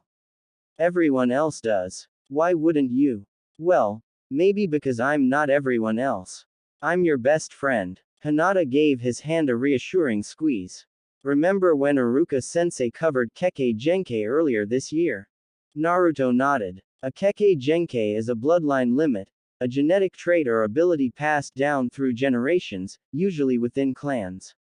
Since the ability can only be inherited through blood, the ability cannot be imitated or copied by other people, he quoted with perfect textbook accuracy. Do you remember what he said about my eyes? The Byakugan is the Kekkei Genkei of the Hyuga clan, it grants me exceptional vision. Byakugan. The veins around Hinata's eyes bulged as she activated her Byakugan. Instantly, the colors of the world faded into shades of gray while her peripheral vision expanded to encompass nearly 360 degrees, and she could see everything around her with sharp focus and perfect clarity. Naruto pulled away instinctively and tried to hide from her enhanced sight, but it was futile. Hinata refused to let go of his hand. She stared at him for several long moments. He fought hard not to squirm under her intense scrutiny. Finally, she released the Byakugan. I've spent hours looking at you, Naruto-kun. I like watching you, she blushed, but forced herself to continue. Have you thought that maybe the reason you can't find it, is because it doesn't exist? All I see is my best friend, Uzumaki Naruto. Sometimes, he's loud, and sometimes, he's a bit dense and a bit obnoxious. Hey. But mostly, he's hardworking, energetic, and kind. I don't know what the villagers see when they look at you. But I think, they must be blind and Saint Street stupid because I see the most wonderful person I know. Hinata could feel the blood rushing to her face at her almost confession and fought to stay conscious.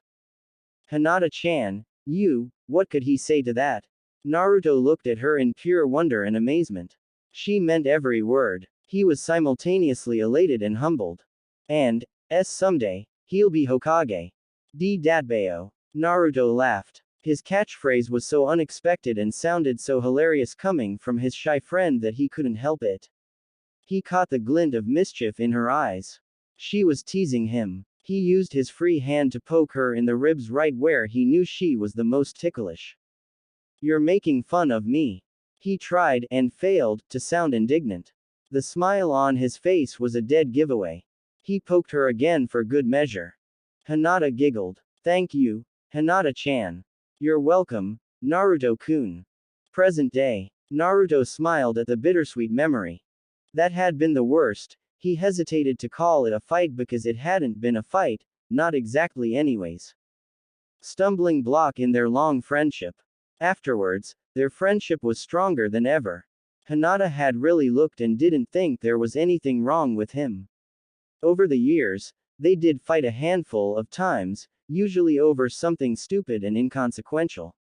None of those subsequent fights ever made him feel as miserable as those few days before Guy-sensei forced them to work it out, because no matter what happened Naruto was confident in the strength of their bond.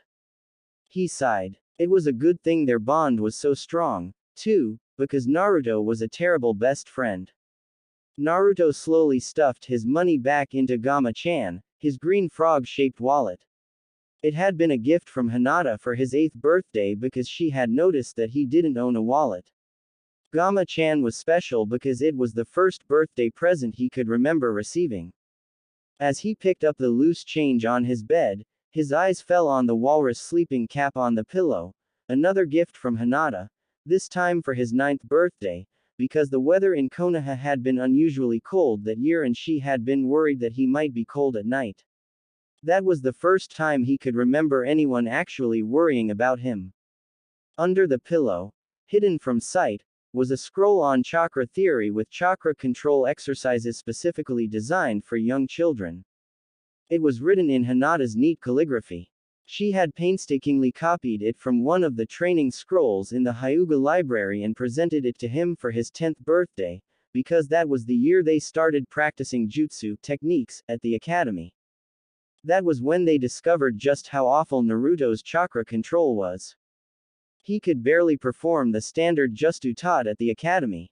The scroll didn't contain any secret Hyuga techniques, but it was intended for young Hyuga children. In fact, Hinata admitted that it was the first training scroll that all Hyuga children received when they first started learning Juken, the Hyuga gentle fist style. Therefore, the scroll was easy to read and understand. It explained chakra theory in such a way that even a 3-year-old could understand it. Naruto found it extremely helpful and practiced the simple chakra control exercises nightly.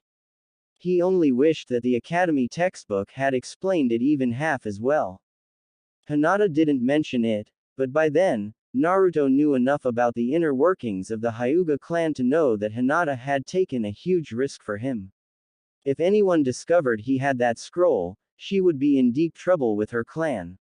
Even though it didn't contain any secrets, it was still part of the clan's training methods and therefore off-limits to outsiders. That scroll never left his apartment. And when he wasn't reading it, he kept it hidden. A few weeks before his 11th birthday, Hinata stopped by his apartment for a short visit. She had casually asked him about the large potted plant he kept beside his bed, so Naruto confessed to a secret love of gardening.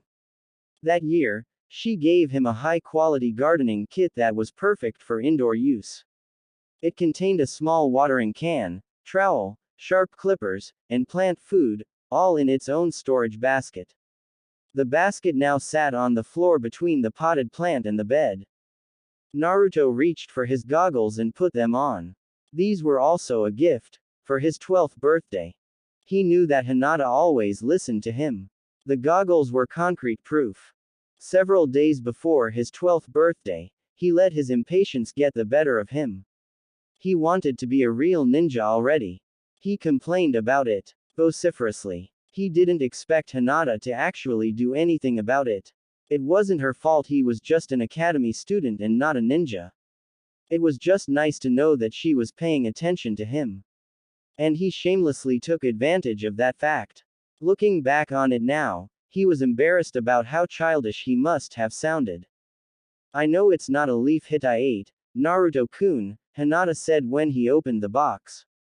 But you can wear it around your head like one, and maybe, you'll feel more like a real ninja. I hope you like it.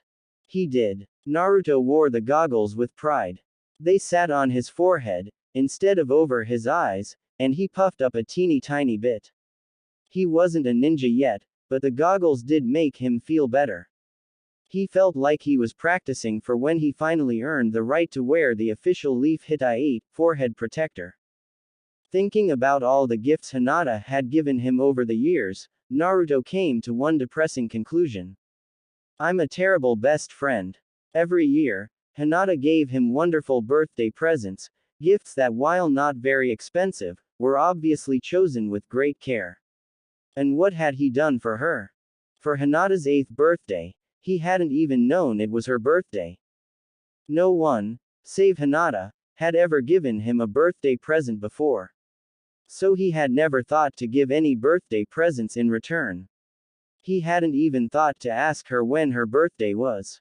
In fact, had Iruka not casually asked him his plans for Hinata's birthday, he would have missed it entirely. Even so, it had been too late. Naruto had no time to get her anything, except a measly handmade birthday card and his heartfelt wishes for her to have a happy birthday. For Hinata's 9th birthday, the date snuck up on him. Naruto had been so preoccupied with training that he almost forgot. So he'd had no money saved to buy her anything. The only thing he had was a new bag of Kono Baku candy, courtesy of Ichiraku Oji-san. Hinata insisted on sharing the candy with him, even though it was her birthday present. Naruto privately thought that sharing the candy defeated the purpose of him giving it to her in the first place. For Hinata's 10th birthday, he managed to save some money for a present, but forgot to account for the shopkeeper's right to refuse service policy, a policy that was reserved just for him. Naruto winced at the memory. He always had trouble buying things for himself. He didn't know why he had thought it might be different if he was buying something for Hinata. Naivete. Probably. In the end, he used the money to treat her to a meal at Ichiraku Ramen. Naruto winced again. That hadn't gone so well, either. Hinata had been sick that day. Her face had been beet red for the entire meal. She had barely eaten anything, and she could barely talk to him. She must have had a sore throat that hurt her to eat and speak. Great. Just great. Last year, for Hinata's 11th birthday, he almost got it right. He remembered the date weeks in advance, saved money, and he didn't make the mistake of trying to go shopping himself. He even put some extra thought into what Hinata might like best. He knew her little sister Hanabi liked to collect cute ceramic cats. Maybe Hinata would like one, too. So he enlisted Ayame Nissan's help. He gave her the money and asked her to buy one for him. He even wrapped it. But before he could give it to her, several newly minted genin punks decided to rough him up a bit. When he was much younger, he was often the favorite target of older bullies. Most of that stopped after he started training with Guy Sensei though. Naruto smirked. Bullies like to torment those weaker than themselves. Under Guy Sensei's tutelage, he became a target with more than enough skill to hit back hard. The more skill he gained in taijutsu, the less often he was targeted, until the bullying stopped altogether. Unfortunately, their new promotion from academy students to genin level ninja must have made these particular genin bold. Naruto managed to remind them why they had stopped picking on him years ago. But in the scuffle, he'd been forced to drop the box with Hinata's gift. When he saw the broken pieces of the cat, Naruto wanted to scream in frustration. Wait. No, he didn't. He wanted those punks to come back so that he could beat them up. Again. Hinata was his best friend. She always gave him wonderful gifts. She taught him basic etiquette, at his request, and helped him fix most of his social faux pas and gaffes. She helped him study and improve his written scores at the academy. And what had he done in return for her? He couldn't even manage to get her birthday gifts right. He really was a horrible best friend. Naruto was determined. This year would be different. He remembered her birthday. He saved a lot more money. Iruka Sensei had already agreed to help him buy the gift. And this time, he wasn't going to choose anything fragile. He was going to get the best, most expensive gift that he could afford. This year, his gift was going to be super awesome, it had to be. Naruto had 4 years of horrible, and missed birthday gifts to make up for. Now for the hard part. Deciding what to get her. He could think about that later though. He still had a few weeks left. For now, he needed to hurry or he was going to be late meeting Hinata. He could think about that later though. He still had a few weeks left. For now, he needed to hurry or he was going to be late meeting Hinata. Hinata eyed the pile of clothing in Naruto's arms doubtfully. Naruto-kun, are you sure you want to buy those? The first word that popped into her mind was tacky, followed quickly by ghastly. Hinata struggled to find a more diplomatic description. They're so colorful. I sure do, Hinata-chan. I don't mind the colors. Besides, these clothes are bargain. They're on clearance, and it's buy one get one free. Hinata privately thought that the only reason these particular clothes were almost free was because no sane person would want them. Was a lack of fashion sense contagious? The very first thing Lee did 9 months ago, when he graduated the academy and was officially apprenticed to Guy Sensei, was copy Guy Sensei's style of dress. Hinata suppressed a shudder. Guy was a wonderful teacher and she owed him more than she could say for taking her under his wing all those years ago. And Lee was like the fun older brother she'd never had. But grown men and teenage boys were not meant to wear matching skin-tight bodysuits in green spandex with orange leg warmers. It was unsettling. Maybe it is contagious. I'd better keep an eye on Naruto. Naruto-kun, I don't think you should get those, even if they're on sale. At the very least, go try them on first, you may decide you don't like them, after all. I hope. Hinata pushed Naruto in the direction of the changing rooms. Okay. I'll be right back. Hinata settled down to wait. Is this how it feels to be a girlfriend? Going shopping and helping your boyfriend pick out new clothes? She blushed and quickly dismissed that fanciful thought. She was being silly to think such things. If it weren't for Naruto's unfair treatment at the hands of the village storekeepers, she wouldn't even be here. After Hinata realized how badly the storekeepers mistreated Naruto, by refusing to serve him, or worse, outrageously overcharging him for subpar products, Hinata tested her theory by dragging Naruto along with her the next time she needed to buy something. She had been right. Her presence did make a difference. It was one of the few times she was happy to be the Hyuga heiress. The words, "He's with me," followed by the cool glare that all Hyuga possessed were usually enough to guarantee Naruto fair service. Even the most belligerent storekeepers were not immune, though if looks could kill. Hinata shook her head. They didn't dare object. As the heiress of one of the richest clans in Konoha, one word from her, and she could financially ruin a business. She had never liked wielding that kind of power, but now she was grateful. With it, she could help Naruto. Hence, several times a year, Hinata went shopping with Naruto. However, this was the first time they'd ever gone shopping for clothes together. Initially, Naruto had balked at the idea of going to buy new clothes. Did all boys inherently hate clothing stores, like cats hated water? Judging from Naruto's instant refusal, maybe they did, maybe it was genetic. But Hinata had insisted. Naruto was quickly outgrowing everything he owned, besides which nearly everything he owned was threadbare from years of use. When hard logic didn't change his mind. Please. Naruto-kun. Hinata clasped her hands in front of her chest. For me. I really want to do this. Well, what do you know? Ayame Nisan was right. Boys really couldn't resist a girl's ultimate weapon, the infamous, puppy eyes. Hinata's musings were cut short when Naruto stepped out of the changing room. She gaped.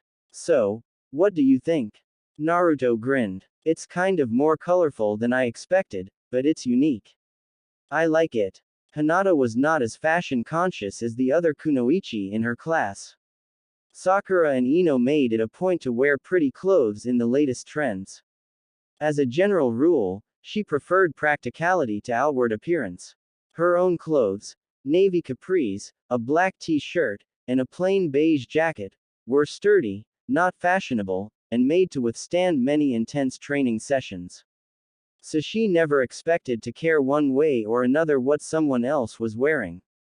But this, it was hideous. Naruto-kun. Go back and change, she ordered firmly.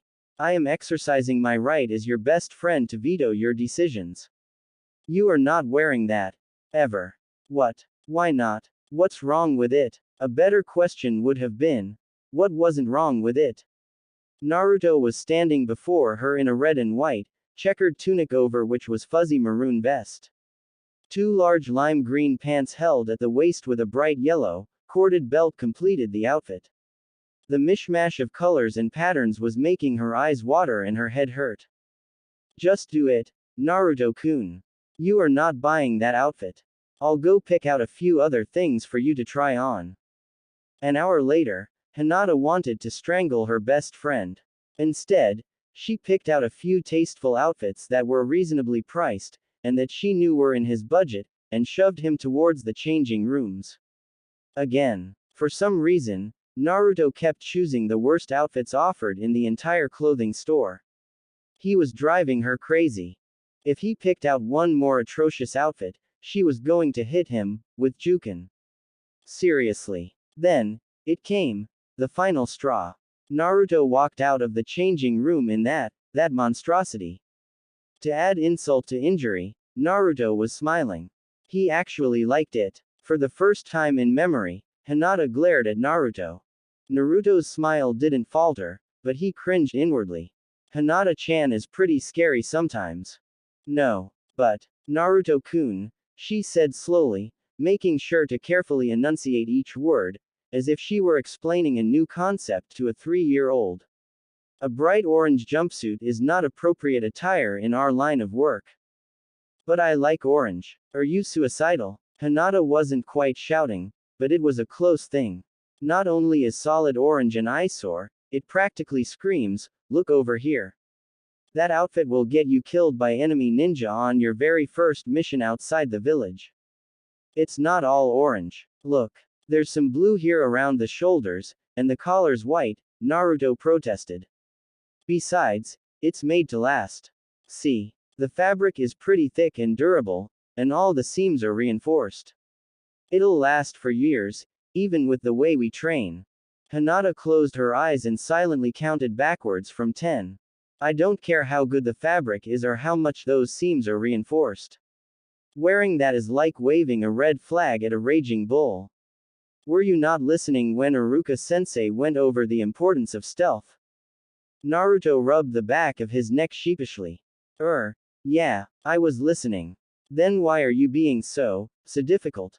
Why are you choosing the ugliest, cheapest clothes you can get away with? Hinata froze as soon as she said those words. Everything, from his strange new fashion sense to his reluctance to shop, clicked. Naruto wouldn't meet her eyes. That's it, isn't it? She said slowly. You're choosing the most inexpensive things in the store, but that doesn't make sense. Since we go shopping together, I know you can afford a few decent things. So, why are you doing this? Hinata barely caught his mumbled answer. Her eyes widened in surprise and she felt a bit faint. What did you say? She squeaked. I said. Naruto cleared his throat, which only delayed the inevitable. I want to get you something nice for your birthday. Really? Hinata fought to keep a blush off her face. She was so very delighted that the mountain of frustration she was feeling just moments ago instantly crumbled into dust. Yeah, Hinata grinned. Naruto was so cute when he was embarrassed. That's very sweet of you, Naruto-kun, but you don't have to get me anything. Yes, I do. I know I messed up with all your other birthday presents, but this year is going to be different. I'm going to get you the best present ever.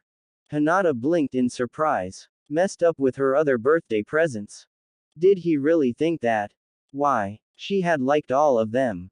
In fact, she even kept mementos of each gift in a lacquered keepsake box on her desk. The handmade card, a candy wrapper, A photo of herself and Naruto at Ichiraku Ramen courtesy of Ayame-Nisan, who insisted on taking a picture of the birthday girl, and the red ribbon originally tied around the neck of the ceramic cat that Naruto had wanted to give her were carefully stored and cherished. You think you messed up. But I loved all your presents. You're just saying that. Naruto pouted. I'm not. Hinata shook her head. I really like them all. I'm still going to get you something really nice for your birthday. Hinata sighed in resignation. Naruto was being stubborn. He wasn't going to change his mind about getting her a gift, so she might as well give in gracefully. Thank you, Naruto-kun.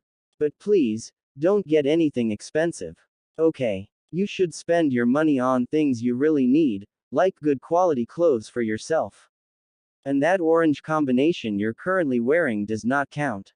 If I do that, then I won't be able to afford something really nice. Naruto-kun, birthday presents don't have to cost money, Hinata protested. Some of the best presents I've ever received were free. Oh yeah, Naruto looked skeptical. Like what? Like birthday kisses. An unexpected voice chimed in.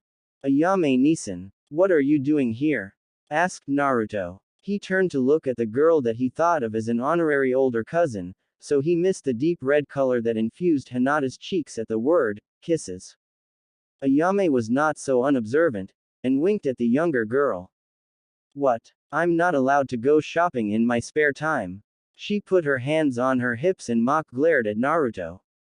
I looked over here and saw you guys, so I stopped to say, hi. But now I'm wondering why I bothered. Sorry. I just didn't expect to see you. Never mind that. Ayame waved his apology away. What's this I hear about birthday presents? Hinata-chan's birthday is coming up soon and I wanted to get her something nice. But I don't want Naruto-kun to buy me anything expensive. Hinata's right, Naruto. Sometimes, it's the thought that counts more than the physical present. The physical present is only important because of what it represents, it's a reminder that someone cared to wish you a happy birthday. Sometimes, the best present is one that you can't buy from a store. Naruto understood what Ayame was saying. He really did. But how else could he prove to Hinata, and to himself, that he was a good friend, if he didn't buy her something really nice? Okay. Give me an example. Birthday kisses for one. We girls love them. Ayame grinned when Hinata blushed again. Seriously though, you should really be asking Hinata what she would like. I don't want you to buy me anything. Honest. Hinata pressed her fingers together, and fidgeted nervously. What I would really like, is to just spend the day with my best friend. But that's not special. You're wrong, Naruto-kun. It is special, to me. We do that all the time. We train with Guy Sensei in the morning, sit next to each other at the academy, and train after classes. We spend a lot of time together already. Baka. Ayame reached over and bopped Naruto's head with her fist. Ow. She means she wants to spend a day with you doing fun things. Not training. Ayame scolded. I swear. You, ninja wannabe. You're always training. Hinata's more than just a sparring partner. She's a girl, too. So take the day off, and go do what she wants to do. Take her out for a day on the town or for a nice relaxing picnic at the park or something. Make sure she has fun. And don't even think about training. Naruto rubbed the top of his head where Ayame had hit him. He looked thoughtful. Is that what you really want, Hinata-chan? He asked. To spend a fun day together. No training. Why yes. Truthfully, Hinata loved spending time with Naruto period. It didn't matter to her if they spent the whole day training. But, a day with Naruto's full attention on her, instead of training. A day like the one Ayame-Nisan just described. That was like a real date. She hadn't meant that when she asked to spend the day with Naruto, not at all. Any time spent with Naruto was special to her. However, Ayame's interpretation, or rather, her deliberate misinterpretation, of her simple request was like a dream come true. Okay. For your birthday, I'll make sure you have a great time, Hinata-chan. It's a promise. Ayame could barely restrain the urge to giggle. Hinata looked like she wanted to pass out, though Naruto was oblivious to it. She could practically see the wheels in his head turning as he tried to come up with ideas for fun things to do with Hinata. They were just so cute together. She caught Hinata's eye and silently mouthed, "You can thank me later." Hinata made a sound halfway between a laugh and a squeak. "Great. I'm glad that's settled." Ayame clapped her hands. Then she eyed Naruto dubiously. "Now, what are you wearing?" "These are my new clothes," Naruto said proudly. "Do you like them? They're orange." "I know. Isn't it cool? Orange can be, like my trademark. I'll be the only ninja in the elemental nations with this color."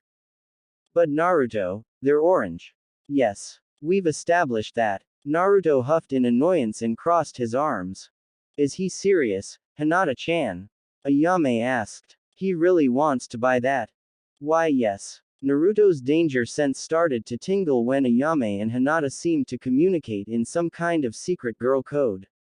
Oh! He turned to run, but it was too late. Ayame's arm shot out and snagged the back of his collar. "Hey, let me go. Let's go get you some proper clothes, Naruto-chan."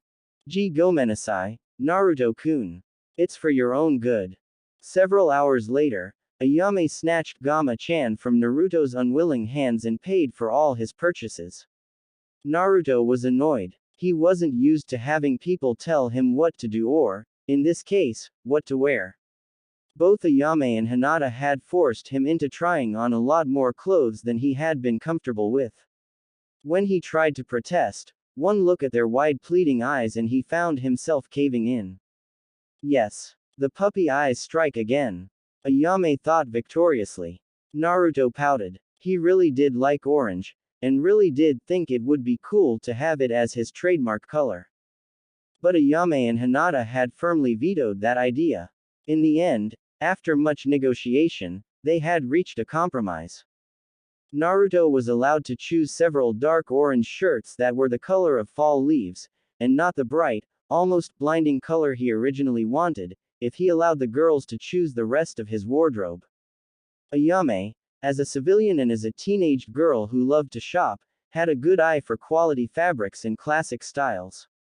She selected clothing in dark, neutral colors, blues, blacks, and browns for Naruto, insisting that those colors made him look mature and respectable, as if he wasn't already mature and respectable. Hinata picked out a dark brown, almost black, fitted jacket for him with a removable thermal lining so that it could be worn comfortably in both warm and cold weather. The back of the jacket had a red swirl in the center, just like the red swirl on the back of most Junin and Chunin vests. It wasn't something he would have chosen for himself. But he had to admit it looked good, really good. As he trudged home under the weight of several gigantic shopping bags stuffed full of clothes and accessories, his annoyance faded and was replaced by pleasure. Despite being bossed around by two girls, Naruto was strangely happy because it was further proof that they cared. True, Ayame and Hinata had bossed him around. But they did it because they wanted to help him, even if they did go a little overboard. In the end, it had been fun. He rarely shopped for himself unless it was a desperate necessity. Today had been a sinful indulgence, buying new things that had nothing to do with basic necessities or school supplies. He sighed. Gama-chan was skinny again. But that was okay, too. Hinata did say that she didn't want him to buy anything for her. Well, that's too bad, because I'm definitely going to get something for her. Ayame Nisan said it's the thought that counts and it's what the present represents that matters. Naruto smiled as an idea formed. He quickly dropped all his shopping bags just inside the door of his apartment and locked up again. He had to find Iruka-sensei. I know exactly what to get her. On December 27th, Ino sighed and propped her chin on her hands as she slumped over the counter of her family's flower shop. Normally, she didn't mind spending her weekends working at the shop. She loved everything about flowers, from planting them and watching them grow to arranging them in artful floral bouquets to studying the language of flowers. She also loved chatting with the customers and catching up on the latest gossip with them. But today is just so boring. Business during the winter months was a lot slower than any other season. She had only had one customer all morning. Oh well, Daddy always says I should look on the bright side of things. This just gives me more time to think about how I'm going to prove that I'm better than Forehead Girl. Then Sasuke-kun will notice me for sure. But even that was getting old. Sure, Sasuke was really cute and mysterious, but he was also cold and aloof to the point of being cruel. Ino felt a bit guilty thinking such negative thoughts about her crush. But after years of rejection, most of Sasuke's allure had worn off. Recently, she found herself going through the motions only to annoy her rival and ex-best friend, Sakura, and not because she honestly wanted Sasuke's attention. Sometimes, she still couldn't believe that she had lost her best friend over a stupid boy. Boys are so stupid. Just look at Naruto. He had to be the densest boy in all of Konoha. All the girls and probably most of the guys in their class knew that Hinata had a massive crush on him, almost from day one. Ino was an expert at reading the signs, besides which Hinata didn't hide them very well at all. Yet the boy was oblivious. Thinking about Hinata's unrequited crush on Naruto was depressing. Hinata might not have Naruto's romantic attention, but at least she had his attention, and she was Naruto's best friend. Compared to her, Ino was so far behind it wasn't even funny. Ino had none of Sasuke's attention, she couldn't even say that they were friends. Sasuke didn't have any friends. Ino was almost jealous of Hinata. She was rich. She was the best kunoichi in their class. And she was such a sweetheart that all of the girls, including Ino, genuinely liked her. It helped that Hinata was so head over heels for Naruto that none of them saw her as competition for their precious Sasuke-kun. Hinata was not as pretty as herself, of course, but she was cute. Most of all, she was close to the boy that she liked, a boy that cleaned up really well. Who knew that Naruto could be so hot? When Naruto ditched the rags and exchanged them for black pants, a burnt orange t-shirt, and clean-cut jacket that he wore open, most of the girls agreed, Naruto was cute. How come they never noticed before? The transformation from dirty street urchin to cute classy pre-teen was astonishing. He wasn't as good-looking as Sasuke, of course. But he was one of the few that actually challenged Sasuke at the top of the class. Plus, Naruto was all the things Sasuke was not: kind, friendly, and approachable. Too bad Hinata had staked her claim on him years ago. Hinata was a good friend. Besides, she was just so sweet that Ino felt guilty if she even thought about flirting with Naruto. The cheerful tinkle of bells pulled her from her thoughts. Hi. Welcome to Yamanaka's Flowers for All Occasions. May I help you? She asked automatically. Then she got a good look at her newest customer and sat up in surprise. Naruto. What are you doing here? The blonde boy rubbed the back of his head in embarrassment. Ah, I'm on my way to meet Hinata-chan and I saw you in the window, so I thought I'd stop by and say hi, and I wanted to buy some flowers for Hinata-chan, Naruto said. That last part came out in a rush. Could it be you're trying to ask Hinata out on a date? Ino grinned slyly. What? No. Drat. He's still as dense as ever. Then why do you want to get her flowers? It's her birthday today, Naruto explained. So I thought it would be nice to get her some flowers. Ino perked up immediately. This was her area of expertise. That's great, Naruto. What kind of flowers would you like to get her? Naruto took a good look around and was almost overwhelmed by all the colors and fragrances surrounding them. There were roses, tulips, daffodils, lilies, orchids, carnations, and at least 24 other varieties that he couldn't even begin to name. He'd never bought flowers before. What would Hinata like? Actually, I have no idea, he said sheepishly. Well, Ino tapped her chin thoughtfully. What kind of message would you like to give her with the flowers? Message. Every flower has a meaning. For example, red roses mean passionate love, daisies mean innocence, and white tulips ask for forgiveness. So what would you like to say to Hinata? Naruto was quiet for a moment. How about something that says how happy I am to have her as my friend, and that I hope she has a happy birthday? Can you find something like that for me? Of course. Ino stood and walked around the shop mentally reviewing each flower and what they represented. Not roses then. Shame. Baby's breath means happiness. But let's see what else I can find. Orchids are for beauty. Tiger lilies are for wealth and pride. Geraniums are for comfort and friendship. That might work. Daffodils are for chivalry or unrequited love. No, absolutely not. That won't do at all. And then her eyes fell upon a bouquet of lovely white blossoms. Ino's eyes lit up and she almost giggled. Gardenias. This is perfect. Ino picked up the bouquet and wrapped it carefully. Then she handed the flowers to Naruto, who had waited patiently. Smells nice. What are these? These are gardenias, for joy. I'm sure Hinata will love the message behind them. Joy. That's a good message. Thanks, Ino. Naruto happily paid for his purchase. The bells over the door tinkled after him as he left. Only then did Ino succumb to giggles. Hinata is definitely going to love them, especially once she remembers the second meaning of gardenias. Naruto waited outside the main gates of the Hyuga estate impatiently.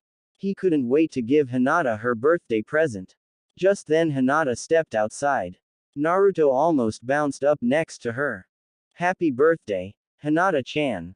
Hinata's vision was suddenly full of white gardenias. She blushed. Flowers. For her. From Naruto. Thank you, Naruto-kun. These are very pretty. Ino helped me pick them out. She says that gardenias mean joy. That's why I got them for you, because I'm happy that we're friends and because I wanted you to have a happy birthday. Do you like them? I do. Thank you. Are you ready to go? Naruto was almost bouncing with excitement again. Just a moment, Naruto-kun. Hinata stepped back inside the estate and waved a passing servant over. She handed the older woman the bouquet. Makoto-san, would you please put these in some water and take them to my rooms? Of course, Hinata-sama, Makoto bowed. Thank you, Makoto-san. Hinata stepped back outside and smiled at her impatient friend. I'm ready now, Naruto-kun. Let's go. That evening, Hinata sat on top of the Hokage monument watching the sunset with Naruto. This had been the best birthday she could remember. After Naruto had given her the flowers, he took her to a pretty meadow just outside the village walls where a picnic lunch was waiting. Naruto confessed that Ayame had helped him with most of the food, since he couldn't cook. In return, he took over her dishwashing duties at Ichiraku Ramen for 2 full weeks. The food was delicious, especially the yakitori and the sweet bean dumplings she had made for dessert.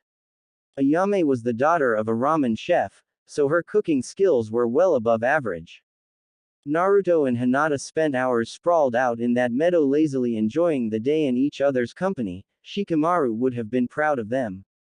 In the afternoon, Naruto had suggested a game of ninja tag. Actually, he'd interrupted her cloud gazing by tapping her shoulder, calling out, "You're it!"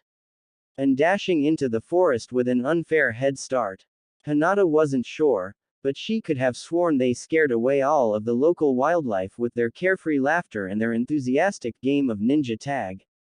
At the end of it all, Hinata had been red-faced and panting with exertion, but it had been worth it. She couldn't remember ever having had as much fun. They walked back into the village to cool down and Naruto led her to the Konoha Public Park. Iruka had told him about an amateur acting troupe that was putting on free outdoor performances to gain experience. They weren't very good, but the short plays were still fun and amusing to watch. After the plays, Naruto spotted an ice cream vendor and bought popsicles for both of them. They wandered aimlessly through the village eating their popsicles and somehow ended up at the Hokage monument just in time to watch the sunset. Hinata didn't want this day to end. But the sun refused to grant her wish and continued its journey westward. Soon the last golden rays disappeared beyond the horizon. Naruto got to his feet and gave her a hand up. Come on, Hinata-chan. It's getting late. I'd better walk you home. The walk back to the Hyuga estate was silent, but it was a comfortable silence. Before long, they were standing before the main gates of the Hyuga estate. Thank you, Naruto-kun, she said sincerely. I had a really good time today. This was a wonderful birthday. I'm glad. I had fun, too, Naruto admitted. Maybe we should do this more often. You know, take a day off every now and then. I'd like that. Hinata found her heart beating faster and prayed that she didn't sound overeager. Good night. She started towards the main gates, but before she could go, Naruto stopped her. Wait, Hinata-chan, I actually have 2 more gifts for you. Really? Hinata blinked in confusion. I thought this entire day was my birthday present, and you already surprised me with flowers this morning. You don't have to give me anything else, Naruto-kun. Naruto laughed. I know. But I just didn't feel right not getting you a real present. Here. He took a small box from his pocket and shoved it into her hands. Open it. Hinata carefully removed the plain wrapping paper and lifted the lid. It was a silver necklace in the shape of half a heart that was a little less than 1 inch tall. Oh, it's a friendship pendant. See, I have the other half. Naruto pulled a matching silver necklace out from under his shirt. I got the idea when Ayame Nisan said that presents are only important because of what they represent. Here, put the 2 pieces together and apply a little bit of chakra. Naruto's half of the necklace was still warm from being worn against his chest. Hinata blushed when she took it from his hand, glad that the night was dark enough to conceal the pink tint in her cheeks. She did as he asked and applied a little bit of chakra while holding the 2 pieces together. The 2 halves glowed blue for an instant. When the glow faded, the 2 pieces were joined seamlessly in a single heart. Hinata held the silver heart up to catch more of the moonlight. There was something engraved on the necklace. It says, Naruto and Hinata, on one side, and, best friends, on the other. Hinata was touched beyond belief. She threw her arms around him impulsively.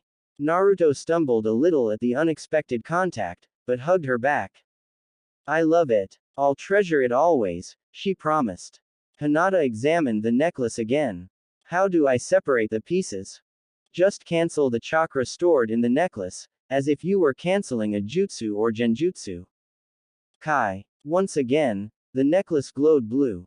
Only this time, when the glow faded, the necklace broke apart, returning to the original 2 halves of a heart. Naruto took his half back and slipped it on around his neck again. Hinata slipped hers on as well and silently vowed that she would never take it off. You said you had 2 more gifts. This is one. What's the other one? Hinata asked curiously.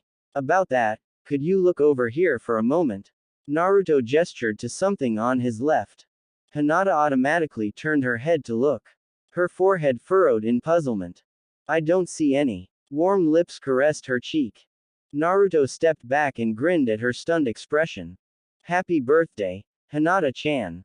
That night, just as Hinata was drifting into slumber, the delicate fragrance of gardenias teased at her senses and nudged at a half-forgotten memory. Gardenias mean joy, in the language of flowers, but wasn't there something else, too? She thought drowsily. I'm sure there was. Gardenias also mean. Suddenly, Hinata gasped and bolted upright. Heart pounding, she raised her hand to the cheek that Naruto had kissed and stared at the innocent bouquet of white blossoms in a crystal vase beside her bed. Gardenias also mean, I love you in secret. Hinata blushed bright red even though no one was there to see it. Ino was teasing her. Was she really that obvious? Now wide awake, Hinata made a new vow. I am going to strangle Ino.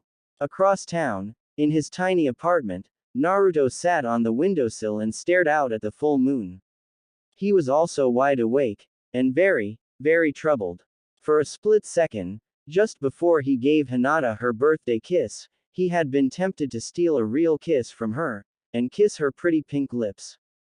He had wanted to kiss Hinata, and not in a safe platonic way. Stupid, stupid, stupid. I can't believe I'm even thinking this. But he couldn't seem to control the direction of his thoughts. Hinata didn't have Ino's classic beauty or Sakura's exotic coloring, but she was very pretty in her own right. Tonight, under the moonlight, Naruto had found her breathtakingly gorgeous. The moonlight had highlighted her perfect complexion and delicate features.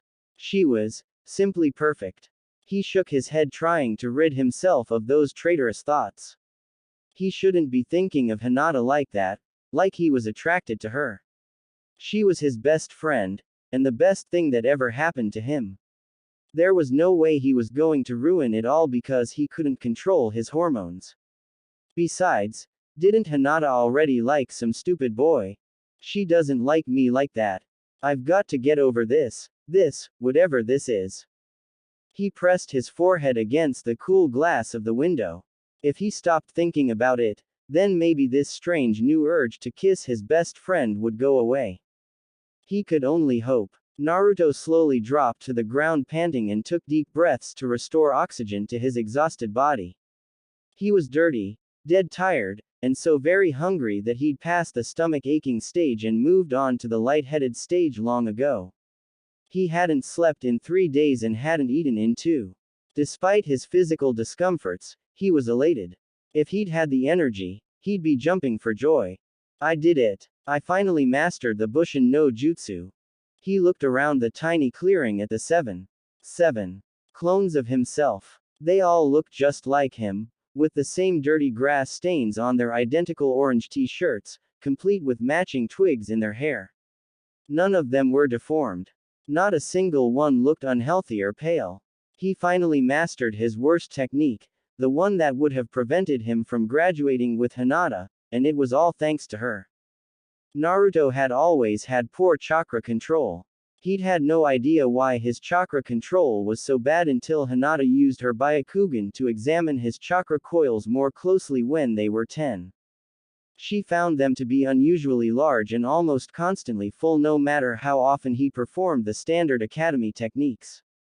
He didn't understand the correlation between large chakra coils and poor chakra control until Hinata used a water analogy to explain it to him. If chakra was like water, then most academy students had about a bathtub worth of chakra at their disposal. Naruto had small lake at his. Isn't that a good thing? He wondered aloud. More is better, right? Hinata only shook her head. Then she gently explained to him that while more chakra was better, for performing more high-ranked jutsu, it was a bad thing for chakra control. The more chakra he had, the harder it was to control. Most academy students could use a cup to pull a percentage of their water into productive techniques. Naruto had a cup, too, except he had too much water. Although he pulled the same percent of water out, he was actually getting a lot more water than all the other students. So his water kept spilling out of his cup every time he tried to use it. It wasn't a perfect analogy, but Naruto got it. Too much chakra was bad for learning how to control it. On the bright side, he would probably have an easier time learning high-ranking, chakra-intensive ninjutsu someday, far in the future. Currently, it made learning basic ninjutsu at the academy very difficult. For some reason, the Bushin no Jutsu clone technique gave him the most trouble. 2 weeks before graduation, Naruto was beginning to panic. He still couldn't make proper clones. What was he going to do? I have to graduate with Hinata. I just have to. Just the thought of being separated from Hinata made him sick and panicky. What would he do without his best friend? And if Hinata graduated and became a ninja before he did, then she would be sent out on missions without him. What if she got hurt on a mission because he wasn't there to help her? A tiny part of him wondered why he needed, to stay with Hinata so badly, but the rest of him ruthlessly squashed that tiny part and buried it deep in his subconscious. Naruto stubbornly refused to examine his feelings for Hinata, too afraid of what he might find. I just have to graduate with Hinata. That's all. But that was easier said than done. Until his brilliant best friend came up with the most brilliant idea ever. A few days ago. What is chakra? Hinata asked suddenly at lunchtime. Her chopstick stopped in midair with a rice ball halfway to her mouth.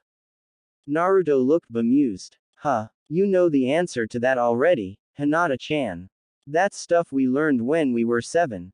Humor me, Naruto-kun, Hinata said slowly. I think I have an idea. Chakra is the combination of mental, physical, and spiritual energies in the body. Combination of mental, physical, and spiritual energies, she muttered. What if we're doing it all wrong? What do you mean? Doing what all wrong? Naruto asked, completely lost. We've been trying to improve your chakra control to the point where you can perform the Bushin no Jutsu properly. Right. Improving chakra control takes a long time, a lifetime even, if you want to become a medic nin, especially since your natural chakra reserves are so high. We don't have that much time because graduation is in less than 2 weeks. Yeah, Naruto agreed glumly. He put aside his cup ramen at the reminder of his impending doom. He wasn't hungry anymore. What if you had smaller chakra stores, temporarily? If you had the same amount of chakra as a normal academy student, wouldn't your control be just as good? It might even be better considering how often you practice the chakra control exercises from that training scroll, she said, referring obliquely to the Hyuga training scroll she had copied for him. Yeah, but we tried that already. Remember, I can't burn through enough chakra fast enough. All we know are D-ranked academy jutsu. I can perform those all day and all night and not drain my chakra significantly. And as soon as I get a little bit of rest, I'm back up at 100%. It was odd how quickly he recovered his chakra. Mental, physical, and spiritual energies. Hinata ticked off each point with her fingers and turned to him in excitement. You can't drain enough chakra by using the D-rank techniques we know. But what if you drained chakra's component energies? I don't know how to drain spiritual energy, but what about mental and physical energies? Couldn't you drain those? Naruto's eyes lit up. Yes. Naruto forced himself to stay awake 3 nights in a row. To further drain his mental energy, he spent those nights studying and reviewing all the genin level training scrolls Hinata checked out of the Konoha library for him. He even borrowed several basic science textbooks from Iruka sensei and read them from cover to cover. By the start of each morning, his head was swimming with facts and he was so mentally exhausted that he wasn't sure he could spell his own name anymore. The days were no easier than the nights. He skipped out on the last 2 days of classes in order to put himself through an intense physical workout that would have made Guy Sensei proud. He alternated between laps, conditioning exercises, and katas for hours on end. He didn't give himself any time to rest because he was afraid that he would fall asleep if he did. To further drain his physical energy, he skipped his meals, too. By the end of 3 days, Naruto was so physically exhausted that if he had to spar against a rabbit right now, Naruto was sure that the rabbit would win. Then came the moment of truth. Bushin no Jutsu. 7 perfect clones popped into existence. Yes, I did it. Naruto dropped to the ground ecstatic and completely worn out. Congratulations, Naruto-kun. I knew you could do it. Thanks, Hinata-chan. I couldn't have done it without you. Naruto looked up at Hinata and gave her a tired grin. It was your idea. You are absolutely brilliant. Naruto closed his eyes and attempted to stifle a yawn, so he didn't see the instant blush that colored Hinata's cheeks at his words. Oh man, I'm so tired and hungry. At least, I mastered the Bushin no Jutsu in time for graduation. He was suddenly struck by an unpleasant thought. Naruto groaned in dismay. Oh no, I have to do this again right before graduation, don't I? Hinata giggled at the pitiful look on his face. I'm afraid so, Naruto-kun. Cheer up. You made perfect clones. Now that you can do the Bushin no Jutsu, the graduation exam will be a breeze for you. Here, she said, pulling an enormous bento box out of her backpack. I made you lunch. Thanks, Hinata-chan. You're a lifesaver. The day of their graduation exam was bright and sunny with not a single cloud in the sky. Instead of their normal morning classes, students in their last year of the academy gathered in the main dojo for the first of 3 exams, the taijutsu exam. It was held tournament style. Students didn't have to win their matches to pass the taijutsu portion of the final exam as long as they demonstrated proficiency in hand-to-hand combat. Points were awarded based on performance. However, the taijutsu tournament was also used to rank the students within the class, and extra points were awarded based on rank. The winner of the tournament automatically received an additional 30 points. The second-ranked student received 25 additional points. And the student who placed last in the tournament received no additional points. Though Naruto, who had not slept nor eaten in the last 2 days before the exam, was not at his best, he still managed to rank within the top 5. Under the circumstances, Naruto was amazed that he'd done so well. Years of hard work and training under Maida Guy had given him skills in taijutsu that were far superior to most of his peers. He won his first 3 matches quickly even though he was fighting on autopilot and moving slower than normal. Naruto silently thanked his lucky stars for giving him opponents that sucked at taijutsu. Unfortunately, the opponent for his 4th match was Uchiha Sasuke, and Sasuke was no pushover. Fighting against Sasuke required more speed, energy, and concentration than Naruto had to give. After a few minutes, Naruto was a split second too slow to dodge a roundhouse kick and was unceremoniously knocked out of the ring. Naruto grimaced. He had passed the taijutsu portion of the exam with flying colors and ranked better than he had expected. But he had lost to Sasuke of all people. Why couldn't he have lost to Hinata? Or Shino? Even losing to Kiba would have been better than losing to Sasuke. The bastard's too stuck up by far. His "I'm better than you" attitude makes me want to puke. Now he's going to be unbearable. He'll rub this win in my face for years. I just know it. I'm sure I could have won, if only. Naruto's stomach growled. He sighed. If only I'd had breakfast first. The second exam took place in their regular classroom. It was a written exam that touched on all the subjects they had learned throughout their years at the academy, including history and basic strategy. After staying up 2 nights in a row studying scrolls and reading science textbooks, not to mention years of Hinata's studious influence, Naruto could have passed the written exam in his sleep. As it was, the hardest part of the written exam was trying to stay awake long enough to finish taking it. Naruto-kun, are you okay? What? Naruto jumped in surprise and looked around the empty classroom. When had they collected the written exams? Oh, Hinata-chan. Sorry about that. I must have spaced out. Did you say something? Hinata bit her lip. She didn't like seeing him so exhausted. And this is all my fault. Would you like to go outside? We have an hour before the ninjutsu exam. We don't have to be back here until after lunch. Naruto's stomach growled again, and he wanted to cry. The ninjutsu exam just had to be the 3rd and last exam of the day. No thanks, Hinata-chan. Naruto made a face. I'm skipping lunch today. Why don't you go ahead? I think I'll stay here. I'm not hungry, Hinata said semi-truthfully. She couldn't eat knowing that it was her entire fault Naruto was starving himself. I'd rather stay here, too, with you. Are you sure? Naruto asked skeptically. Hinata nodded. You don't have to skip lunch because of me. I'm not. Yes, you are. Naruto smiled when she blushed. You're a terrible liar. Still, it made him happy that she wanted to keep him company. All right, Naruto. You need to perform the Bushin no Jutsu to pass the ninjutsu part of the final exam. Are you ready? Yes, Iruka-sensei. Naruto eyed the shiny new ninja headbands on the desk in front of Iruka-sensei and Mizuki-sensei, the silver-haired assistant teacher. Each one had the leaf emblem of Konoha engraved on a metal plate that was sewn onto the fabric. He had dreamed of owning one of those for years. He was so close. The Bushin no Jutsu is the one thing I'm not very good at. But I have to do this. Bushin no Jutsu. The bursts of smoke from the creation of many clones blinded Iruka for a moment. When the smoke cleared, Iruka was looking at a dozen Narutos. The original and 11 perfect clones. Iruka gaped. What do you think, sensei?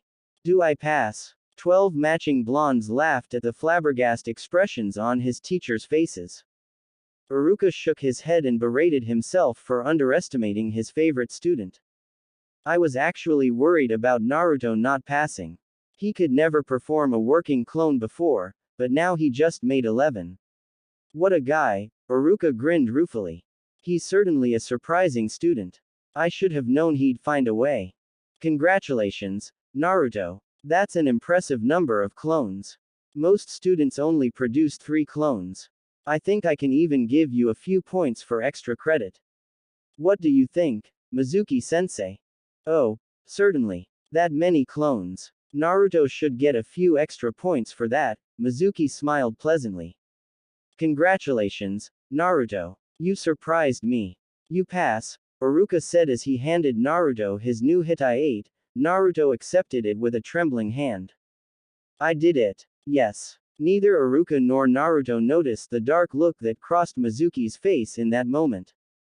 The grounds immediately outside the academy building were overflowing with people.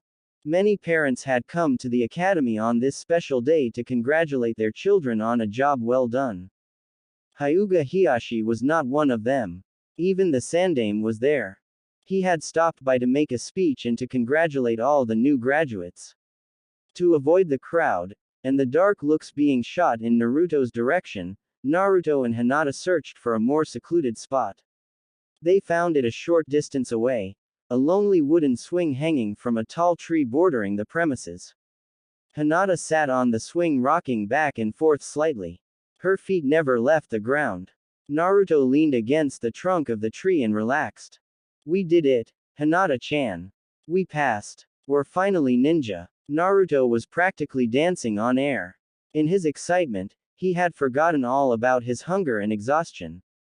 Who cared about food and sleep? He was a real ninja. Yes, we did. Hinata giggled at his enthusiasm, and at the way Naruto constantly reached up to adjust and readjust his Hitai 8. He wore it proudly on his forehead. Hers was tied comfortably around her neck. This is so awesome. We'll get to take missions outside of the village now. We can go places and see things. Maybe we'll get to protect a feudal lord. Or rescue a princess. We can.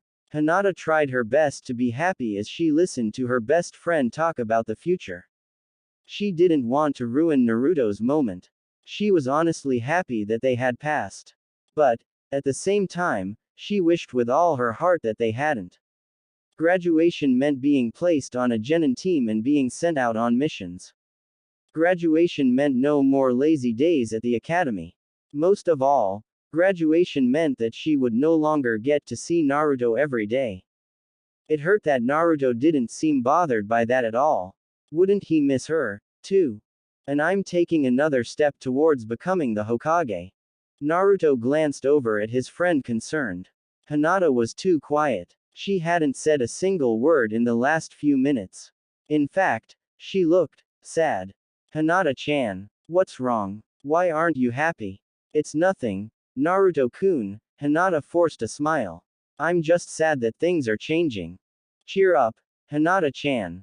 This is good change. Now we can go on missions together and show everyone what we can do. He said encouragingly. At his words, Hinata was even more distressed than before. Missions together. Her face fell. That's just it, Naruto-kun. I thought you knew. We're not going to go on missions together. Naruto froze and he stared at her in shock. Not together. What do you mean by that? Don't you remember? As new genin, we'll be assigned to teams for missions and training. Yeah, so, we're not going to be placed on the same team, Hinata said softly. Why not? Naruto demanded. We make a great team. The teams are organized so that all the teams will be balanced. For example, the Rookie of the Year is often placed with a mid-ranked student and the lowest-ranked student in the class. You and I were ranked too high and too close together for them to place us on the same team. It was true. After all the scores had been totaled, Sasuke was named the Rookie of the Year, beating out Naruto by a small margin. Naruto had grumbled about that a little, if only he hadn't been so tired during the taijutsu exam. Naruto had ranked second, and Hinata had ranked third. You mean? Naruto stared wide-eyed at Hinata. Yes. It's likely that we'll be put in separate teams. They can't do that. But they could. They probably would. And Naruto knew it. Don't they ever make exceptions? He asked almost desperately. Hinata nodded slowly. Yes. Sometimes, but, she bit her lip, but usually only when they're putting together a specific team that they know will work together, like the famous Shika Ino Cho team. No matter what their scores are or how they ranked, Shikamaru, Ino, and Choji will probably be on the same team. That's because their fathers and grandfathers worked so well together and their families' fighting styles are so complementary. During the last Great Ninja War, the Shika Ino Cho team was vital to the success of many battles. Our circumstances are different. There's no real reason to make an exception for us. That's not fair. Naruto wanted to shout, except he knew better than anyone that life was never fair. So he held his tongue. The only signs of his distress were white knuckles, followed by a string of expletives that made Hinata blush. Naruto's joy at finally graduating evaporated like drops of water under the desert sun. An unhappy silence fell upon them. I'm sorry, Naruto-kun, Hinata said hesitantly a few minutes later. I have to go. Father is expecting me home early today, and I promised Hanabi-chan that I'd tell her all about the graduation exam. But, I'm excused from my lessons tomorrow. Father's advisors are meeting with a trader from Snow Country to negotiate a new contract. Would you like to go to Ichiraku tomorrow? We can celebrate our graduation with a bowl of Ichiraku-san's special ramen. Yeah, that sounds good. Naruto faked a smile that didn't fool Hinata at all. Not even the thought of Ichiraku's special ramen could cheer him up. See you tomorrow, Hinata-chan. As he watched her walk away, Naruto clamped down on a sudden urge to run after her and stop her from going. He straddled the swing that Hinata had just vacated and tried to ignore the horrible thought that Hinata was leaving him. He was being stupid. Hinata was just going home. He'd see her again tomorrow. Then he'd see her again on Monday for their genin team assignments. And even if they ended up on different genin teams, Hinata would never abandon him. I'm just being stupid. That's all. We'll always be best friends. I know it. But it wasn't enough. The sick feeling inside him refused to go away. When he finally lost sight of Hinata in the distance, that sick feeling only intensified. In her absence, the muttered whispers that he barely noticed before were suddenly as loud as if they were being yelled directly into his ears. Hey, that kid over there, isn't he that kid? What were they thinking allowing someone like him to pass? Humph. It doesn't matter if he has a Hittite. He's still a disgrace. Maybe he'll die on a mission. Let's hope he does. If he becomes a ninja, it's only going to cause trouble because he's really. Shish. It's forbidden to say anything more than that. Naruto closed his eyes. He wished he could close his ears, too. He touched the new Hittite on his forehead. He'd worked hard to earn it. But now, he almost wanted to give it back. He wanted to stay at the academy for another year, where he was guaranteed to see Hinata every single day. There has to be a way for us to be on the same team. I need to find Iruka-sensei. As their teacher, Iruka had to have some influence in how the teams were put together. If I ask him, maybe he'll put me on Hinata's team. A lonely wooden swing swayed in the breeze. 30 minutes ago. Iruka clapped politely at the end of the Hokage's speech. It was inspirational, as always. The Hokage was a very good public speaker. But after hearing similar speeches year after year, it was hard to get really excited about it, as the new graduates and their parents obviously were. Now that the ceremony was over, it was time for the academy teachers to mingle with parents and ex-students. Graduation day always made him feel a bit nostalgic. Iruka was surprised when the Hokage moved through the crowd to stand beside him. He dipped his head in respect. Hokage-sama. Iruka, I need to talk to you later. Come by my office after you're done here. Iruka felt a flicker of concern. What did the Hokage want to talk about? But the Hokage's neutral expression gave nothing away. Yes, sir. Iruka-sensei. Naruto burst into the teacher's lounge in the academy building and came to an abrupt stop. Oh, Mizuki-sensei. I didn't know you were still here, too. Iruka was sitting at the end of a long conference table making small talk with Mizuki. Both of his teachers looked surprised to see him, but Mizuki recovered first. Hello, Naruto, Mizuki said with a smile. Iruka and I were just reminiscing about your class. Time sure flies. I remember when you were the dead last student in the class. Naruto colored in embarrassment. Yeah, I got better though. You certainly did. Iruka agreed. I'm very proud of you, Naruto. You've come a long way. Thanks, Iruka-sensei. What are you doing here? Did you need something? Iruka asked kindly. I have a really big favor to ask you, Iruka-sensei. What is it, Naruto? It's about our Genin team assignments. You're the one who organizes the new Genin teams, right? So you're the one who chooses the people we'll be working with, right? Iruka blinked in surprise at the blonde's strange line of questions. It's not quite so simple, Naruto, he explained. As your teacher, I make some recommendations. I don't make all the decisions. The Hokage and all of the Junin who are going to teach a Genin team will review your files and academy grades. They're the ones who make the final decisions. But you're our teacher, so your recommendations carry a lot of weight. Right. Iruka nodded, puzzled by the hopeful glint in Naruto's eyes. Then can you please recommend that Hinata and I go on the same team? Ah, so that's what you want. Now Naruto's questions made sense. Iruka shook his head ruefully. I should have seen it coming. I'm sorry, Naruto. I can't make a recommendation just because you want me to. The teams are often chosen based on a number of factors, including ranking and grades. It's a system that's been proven to work again and again. We do that to ensure all the teams are balanced. Please, Iruka-sensei. Naruto begged. Can't you make an exception just this once? I'm sorry. I can't. Naruto almost growled in frustration. How was he going to convince Iruka to put them on the same team? Kilohertz. He blurted. It's like, Hinata and I, we have kilohertz. At Iruka's blank expression, Naruto cursed silently. He wasn't explaining himself properly. His lack of sleep was finally catching up with him. He was struggling to put together a coherent sentence, let alone a coherent argument. He took a deep breath and tried to focus.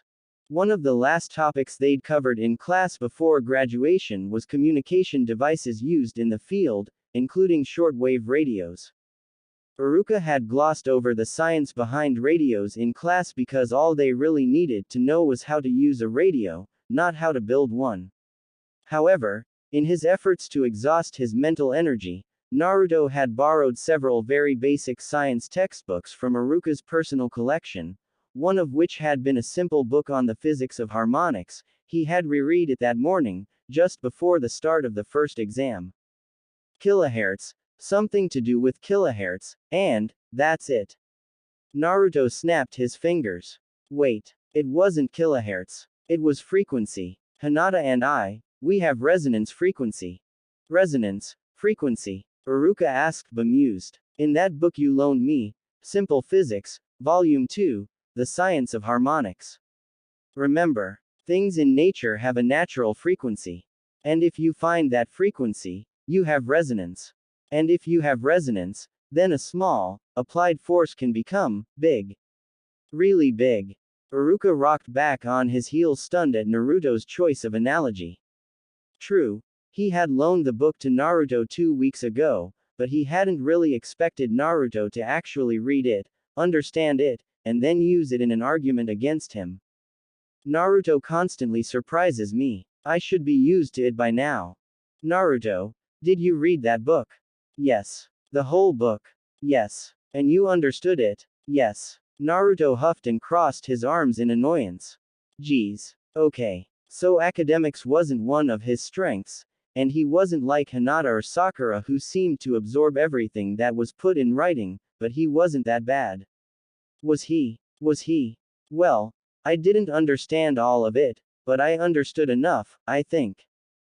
Naruto shook his head impatiently. That's not the point. The point is, Hinata and I, were better together than apart. If you put us on the same team, you'll get resonance frequency. We work well together. We already have amazing teamwork. We can predict each other's moves because we train together all the time. But if you put us on different teams, then you won't get that same resonance frequency. Our separate teams won't be as nearly as effective as the two of us together. I'm impressed, Naruto. That's a very good argument. But I can't. Please. Naruto pleaded. I want to be on Hinata's team. I'll do anything you want. Mizuki watched the argument in silence. In the heat of the moment, neither Iruka nor Naruto remembered that Mizuki was still in the room. He wanted to laugh. This was perfect. His plan to use the demon brat had been ruined when it passed the ninjutsu exam. But now he had it, and an even better plan. He smirked. This is too easy. If I play my cards right, I can kill Naruto after all, and I'll get the white eyes of the Byakugan. A very nice bonus. Naruto does make several valid points, Iruka-sensei. Maybe you could make an exception for him, Mizuki said. He saw Naruto's face light up at his supportive words and felt a deep satisfaction. Raising your hopes, just to crush them later. What a delicious game. Mizuki-sensei. You know I can't make decisions based on personal preference. Iruka glared his colleague in disapproval. I'm very sorry, Naruto. Naruto slumped over the waist-high railing that enclosed the roof of the academy building. The academy building wasn't the tallest building in Konoha, but it was taller than most of the surrounding buildings. From here, he could see most of the village. The sun was low in the sky, its light cast a warm orange glow over everything it touched. It would be sunset soon. It reminded him of Hinata's birthday and the sunset they watched from the Hokage monument. His hand closed around the pendant that hung over his heart. The tangible symbol of his bond with Hinata made him feel a little bit better. Iruka-sensei wasn't being mean. Naruto looked up in surprise. Mizuki-sensei. His teacher stood beside him and placed a comforting hand on his shoulder. I can tell you're still very upset. But Iruka-sensei is a good guy. He's just trying to do his best for everyone. Don't be mad at him. I know, Naruto sighed. Iruka was one of the few people who had always looked out for him. He couldn't stay angry with Iruka for long even if he wanted to. It's just, I want to be on Hinata's team so much. Would you really do anything to be on her team? Yes. In that case, I guess I'll tell you a big secret. A secret? The falling sun cast a blood-red tint over the village.